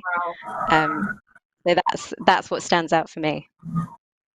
That is incredible. I've spent time in Kenya and stayed with a Maasai family, so that's a really interesting idea, how you bring in something that probably would not have happened in a normal setting. Anna, tell us a little bit about the acceleration and how it's impacted your context when it comes to challenges and opportunities in digital learning.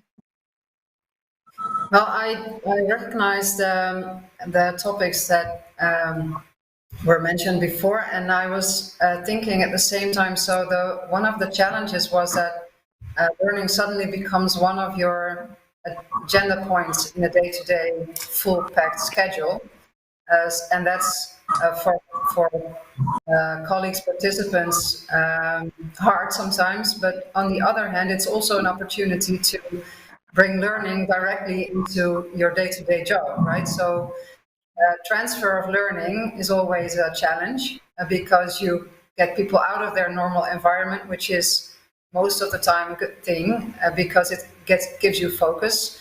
On the other hand, they always go back to their jobs the day after, and then how do you apply what you've learned there? So in one way, it's a challenge, but in there is also, I think, an opportunity to bring learning closer to your job.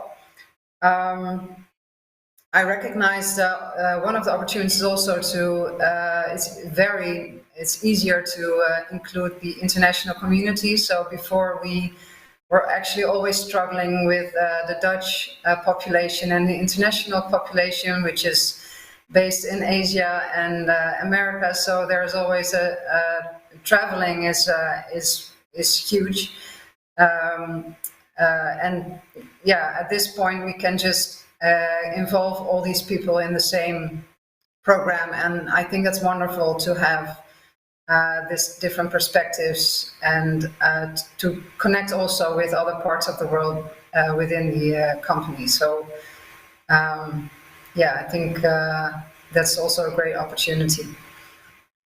And have you found that your staff have really engaged with this process, and that they've, given you clear feedback on what's working, what's not working in that process? Yeah, in a way, yes. So we actually did the same thing to, we are experimenting. We don't have the right answer, so jump on board with us and let's learn with each other together. I found that people or participants find it hard sometimes to not think about the physical session. So most of the time people appreciate the effort you put in all the online sessions, and they find it inspiring and useful, and they value really the connection with others. But every time and again they say, well, if we could do it offline again, we would really appreciate that even more. So apparently it's not a substitute yet. But yeah, it feels like we're learning together, and it's a fast pace, definitely. Okay. So Mona, given your specific context that you're really looking, you're supporting clients who then have their own clients. What are the specific challenges and opportunities in your context? Sure. So just to kind of continue what my colleagues are saying, because there's similar kind of opportunities and challenges as well. So with the opportunities, it gives us the opportunity to kind of reach more people now that you're online. So we were able to have a lot more applicants to our programs. And then we've got more interest from the different learning and development departments because there's no longer this cost of travel. So programs have become a little bit more cost effective, more cost efficient. But we come from a world where we haven't ever done anything online prior. So everything was always online. In person. So that shift was really challenging. It's breaking that conception that online learning is boring, for example, or that you wouldn't be able to kind of get as much as you would in person. But I've seen that change has rapidly happened. Some of the challenges that we've faced in the where with with in-person programs, you were able to network. So for us, that was really important because we were able to bring in different companies across from the private sector. And so some of the challenges there is how do you get people to talk to each other in these online programs that we faced, as well as just to kind of keeping them online was challenging. Yeah. I can imagine. We've heard that people will have multiple windows open. They've got their phone right next to them. There could be distractions in the background, etc. What have the partners that you worked with? Have you gotten any feedback on ways to really up that engagement and to ensure the attention, right? That's the most valuable thing we have in the learning process. Yeah. Have you heard any feedback from the partners that you work with in terms of what really works, particularly given this worry that, it's so boring and I'm not sure I want to even be here? So what we had to do was to redesign a lot of our programs. So if we were doing a short module, like a shorter program for 3 days, for example, what we decided to do is to kind of space it out over 2 weeks' time with shorter modules because we know that, the attention span is not as high. So they would run them, for example, 2-hour sessions every other day so that we keep people kind of still engaged, still wanting to partake in the learning. But not have them completely drained. And then this way we know that they can focus more for a shorter period of time than, it'd be like a general full day of learning. Okay. That's some of the feedback that we've gotten. Yeah. So back to you, Sonia. Thinking about Melia, how have you approached these opportunities and challenges? What are they in the first place, but how have you tried to address them? At Melia, the situation was a little bit different, maybe, because we had two type of employees, the ones that from the corporate office that were working from home, and we had to challenge them to find the time to continue learning during their work, and the ones who unfortunately many hotels closed and they were not working. So for those we had an advantage because at the end we had the time from their side and they were willing to learn. They were willing to fill their time with learning. And we had an opportunity there as well to show them what we can offer them in digital learning and to be there for them in a more supporting way. And we created a lot of moments of interaction or conversations through the platform with them. For example, we created collaborative groups on different topics on for example, virtual leadership or how to work from home, with kids as well, which is a different story, or emotional well-being. So we wanted really to be there with something that added value with the topics they needed at this time.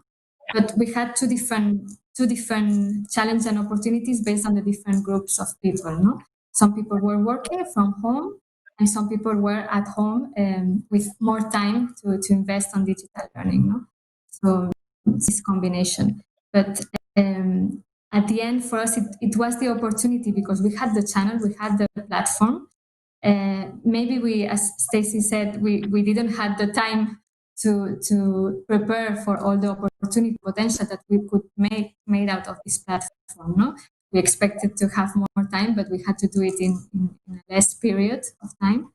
But at the end, it was for us to show that e-learning can work if it really adds value to the employee and if we are together with the company strategy, no? And if we move together with the company objectives. And this for us was very important at this moment. That's a great point. I would like to go a little bit deeper in that, and any of you can jump in terms of responding to this. But given the context, and we remember that at the beginning of the pandemic, there was a lot of focus on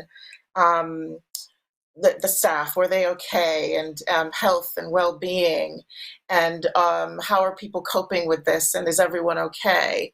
And I think that there's been a thread about that throughout. And equally, there's this question of organizational strategy and how has it been impacted by the context, the pandemic context. And I'm wondering, how have your organizations managed that balance between needing to just make sure that people are okay and doing the work versus this strategic focus and sort of where are we going as an organization? And where have you seen that there's more of a focus on one side or the other, or have you found a way to combine the two using this digital approach? Because it seems to me there was quite a this heavy swing towards, let's just make sure everyone's okay. Let's not even worry about what we were trying to achieve at this higher level. I'm just wondering if you've got any comments on that. I think, Lisanne, from my perspective, I have seen that delicate balance, and I completely recognise in the UK and Irish firm EY, we certainly had a focus first and foremost on our people in terms of well-being and mental health, and are people okay? And we've actually got an underlying strategy around meaningful connection. So not just connecting when you can't connect physically, but actually making that conversation meaningful, which underpins a lot of what we do, but also has links to our learning strategy. But I don't think we have seen a step change in the strategic pace, if anything, quite the reverse. And I think that's probably because we've been applying that same logic in conversations with our client base as well. And actually that has created a better conversation and has enabled us to identify more opportunities to kind of further our strategic ambitions. Okay. And so in terms of the digital focus, can you give us just a simple example of how did you use digital technology or digital learning, if that was applicable to that health and well-being space? So there are a couple of things. So we've got a really well-established program called Health EY, which has various strands. One of them is our Thrive strand, which was in existence pre-COVID. But actually in 2020, we've seen access to webinars, Let's Chat, drop-in clinics really spike in terms of supporting our internal staff around their wellbeing and health agendas. But we also have, and again, something that was pre-existing, EY Ripple's aspiration, which is our corporate social responsibility program, which is around impacting people's lives positively. We have real aspirations around that. And actually, we've seen the shift from sort of analog to digital really accelerate the pace and the opportunities. And it's a little bit like what Mona was saying, it allows you greater reach and greater scale. Okay. Any other comments on that in terms of the balance between the focus on the individual and the organizational and strategic imperatives? From our side, Lisanne, it's true that it was, as you mentioned, at the beginning, it was a focus on emotional well-being. And now, and I think it will be the same for 2021, it's the focus on the strategy, how and we need to think further, how is learning going to help the company in this new path, and how we can use these digital opportunities. But 2020 has been more focused on emotional well-being, resilience, and etc. To make sure everybody's okay. And now we need to start aligning those two sides, make sure everybody's okay, and what is the company new strategy and innovation on that side. So, sorry, Mona? No, I was just going to mirror what she said, that I agree. And then actually with our organization, we've decided we have a 5-year strategy cycle, and we've actually decided to prepone that and start working on the new strategy because of the impact of COVID, which has kind of taught us a lot of things. And then so now we're looking at, okay, how do we now address all, 2021 going forward? Okay. Revising and taking a look at that strategy. Okay. So, I think Anna? Yeah, within ABN AMRO,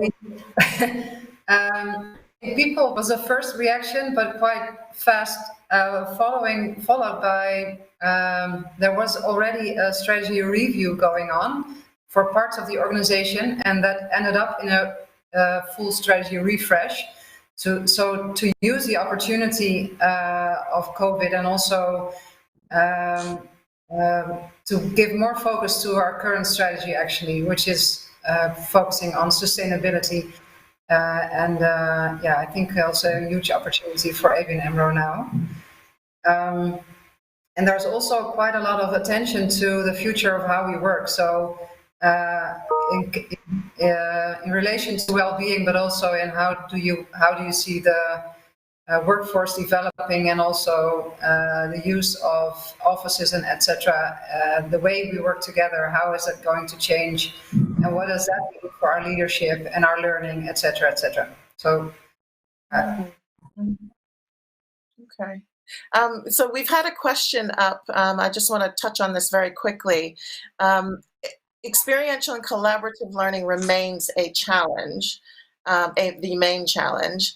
Do you guys have any examples of how you've been addressing this? I mean, Stacey, I love the idea of, something that was maybe more experiential, or maybe something that really engaged the brain in a very different way, looking at a group of people in a completely different part of the world who have a very different cultural context, and what were the transferable lessons. Any other examples of really experiential or discovery type learning, as I like to call it, something that just really takes you to a different time and space almost, so that you really fire different parts of your brain and try to make and take meaning from a different context? I think one good example in our program was a business simulation that was first a 3 full-day program, but we translated that to 3 half-days online. And I think the experience is actually online maybe the same value as the face-to-face version. So in a simulation, you can quite accomplish some experiential learning, I guess. Okay. Any other examples? So for us, it's going in back to choosing the right partner. I've seen, from pre-COVID to kind of like now, a lot of partners have revamped their online delivery. So in the past, it was kind of a lot of reading, but now they've introduced a lot of gamifying, a lot of simulations, just to kind of keep that engagement and collaboration ongoing. Okay. Any other examples before we move on? From our side, we focus more on collaboration on this program. What we wanted is to potentiate internal know-how, because we had a lot of experts within the company, and we created a program called Learning Influencers from our platform that could create the content, their own content, within the platform. No? So we wanted to make sure that we not only have available videos, online learning, outside or external content from partners, but to have a lot of content from our own know-how from Melia, from the different areas, and we try to potentiate that. Okay.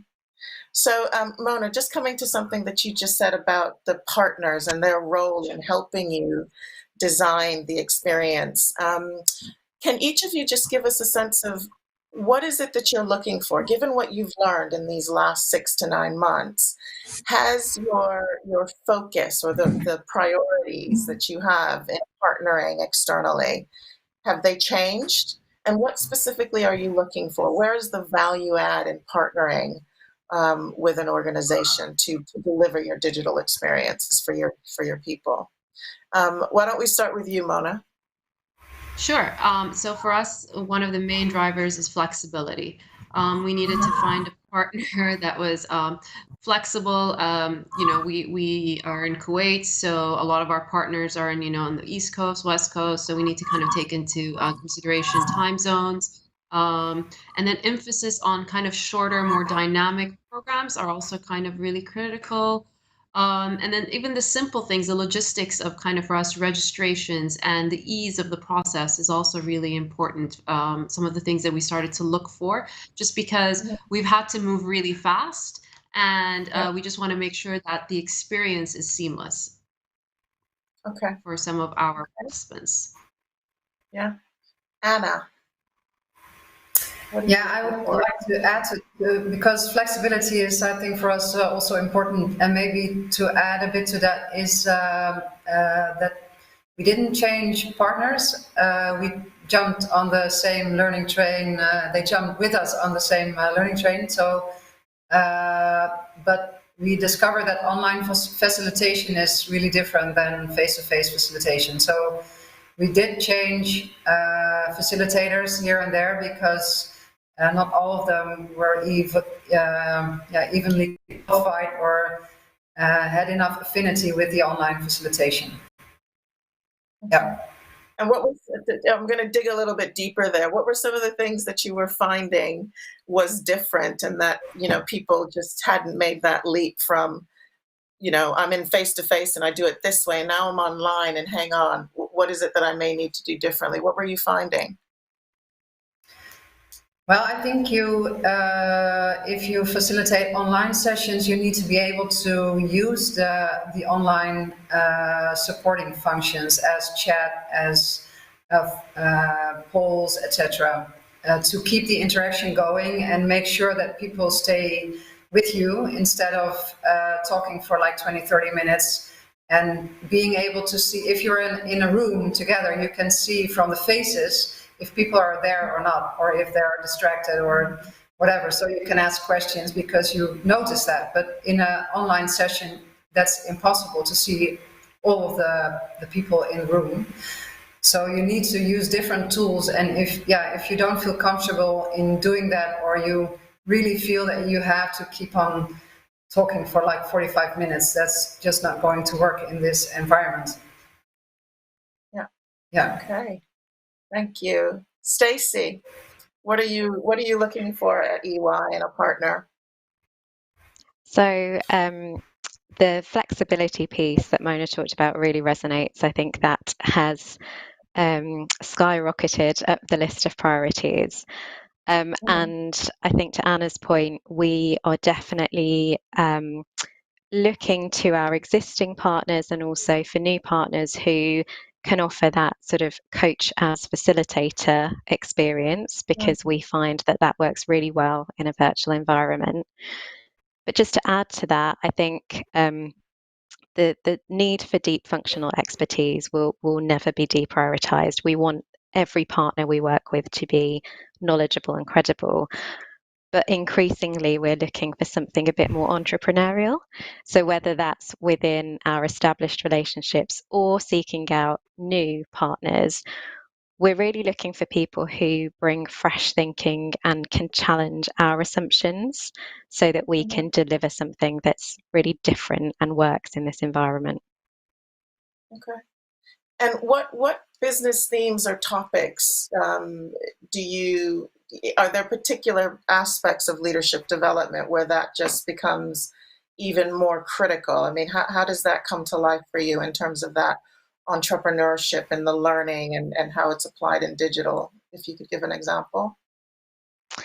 Yeah, so our leadership model is really underpinned by this notion of being transformative. So what we're asking people to do is develop expertise and skills around operating in an agile way. So the approach rather than the methodology, although both come into play, and to exhibit that curiosity and kind of art of inquiry. So, and we're asking people to do that in a context where all the parts are moving and you can't really predict the outcomes for you or for your clients. So what we really look for in a design partner when we're designing learning is bringing in provocative questions or different perspectives, or holding up a totally different industry or experience to encourage our future leaders to ask those great questions, to be curious, to be able to go with the flow and pivot if they need to. Okay. Thank you. So Sonia, what are you guys looking for at Malia? I think you all have said the main key elements. No, flexibility is key. For us, it's the top of our list in terms of deadlines and flexibility of facilitators as well. And as Mona said, international experience as well is key for us, adapting to different management style, different cultures, and even time zones. And another thing that for us is important as well is best practices. At the end, we want a partner who has experience from other sectors or with other clients, and it can challenge us, and it can be a program that we build together. And this is very important to have this outside vision of best practices from others, and of course user experience and a practical approach to virtual learning. We want to have something different and that has not been offered before, as well. And one thing we haven't said, but it's very important as well, is the technical guarantee. That everything technical part for us is key, because always happens, and at the end we are experts in learning and development, but not so much in the technical aspects, and we want to look that for in a partner as well. So let me ask you, we've got about 5 minutes left, but in terms of the criteria that you're using, how do you assess the impact? How do you know that the partner is actually delivering what you're looking for? I mean, what do you have specific measures that you apply across the board, or is it dependent on the program? What is your approach to the assessing the success of your relationship with an external partner? Any of you can respond to that. Well, I think the feedback from our employees is the first thing. The feedback from the program, it's very, very important for us, and the satisfaction, and if they feel it has added value to their learning. So for us, this is key to make sure that it has been something useful for our employees, and then from our side as well, to make sure that we work with this flexibility that we need, in terms of rushing into these programs and projects. Do you ever do anything that's at a more organizational level where, I mean, I know it's very hard to attribute causality, but do you ever look at wider metrics that might tell you whether or not the learning has been applied or taken back beyond what the participants themselves say? Do you have any specific metrics that you use? Yes, especially for service culture, for example, when we do our service culture training, we measure as well the guest feedback. At the end, we need to see the result in our guests, and not only in our employees, but we measure as well our KPIs from guest satisfaction, and how we can link this to the training we have delivered.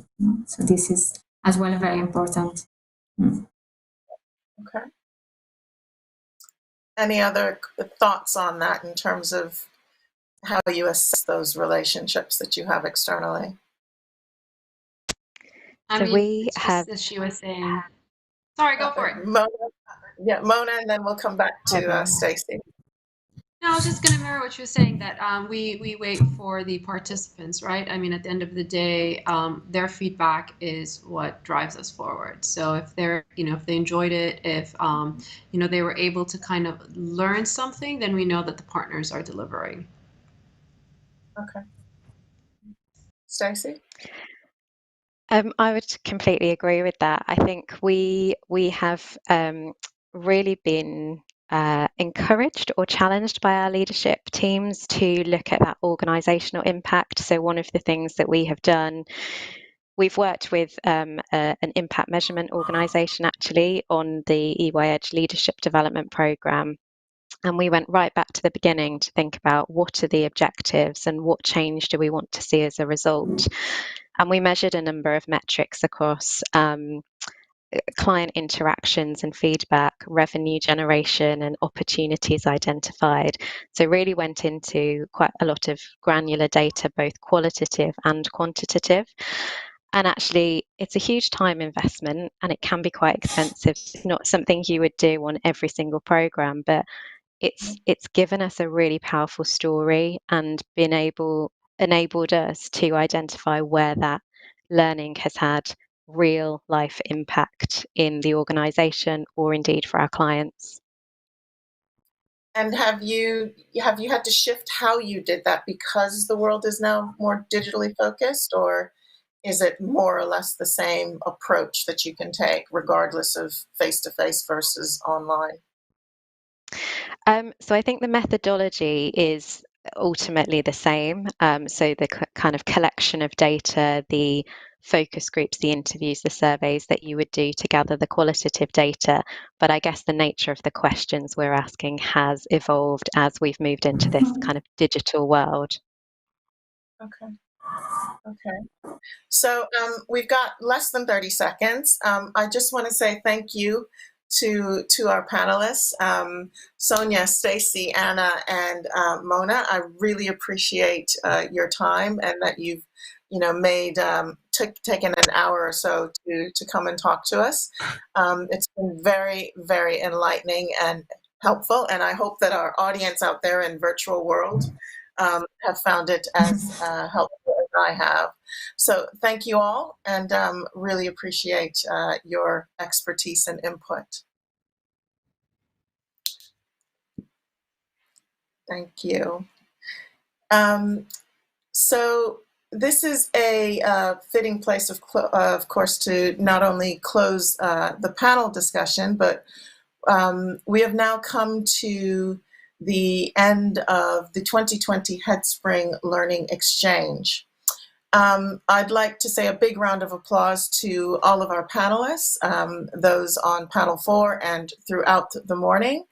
And I hope that you've all learned as much as I have over the last 3 hours.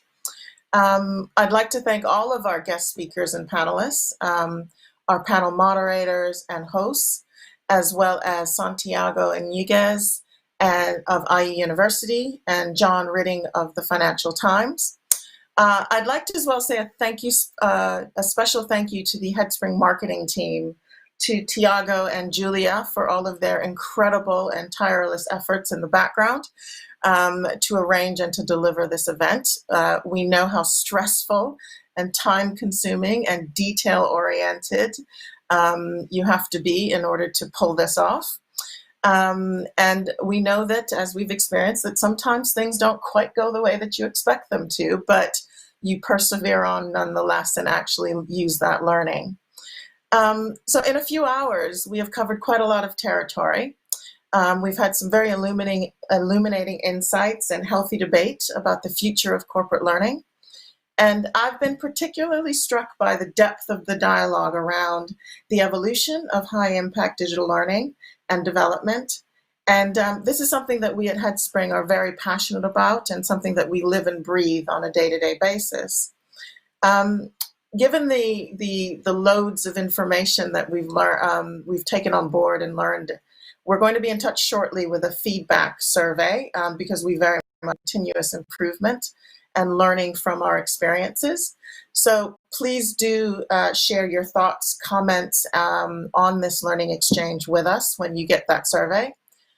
In addition, the recording will be made available on our website very shortly.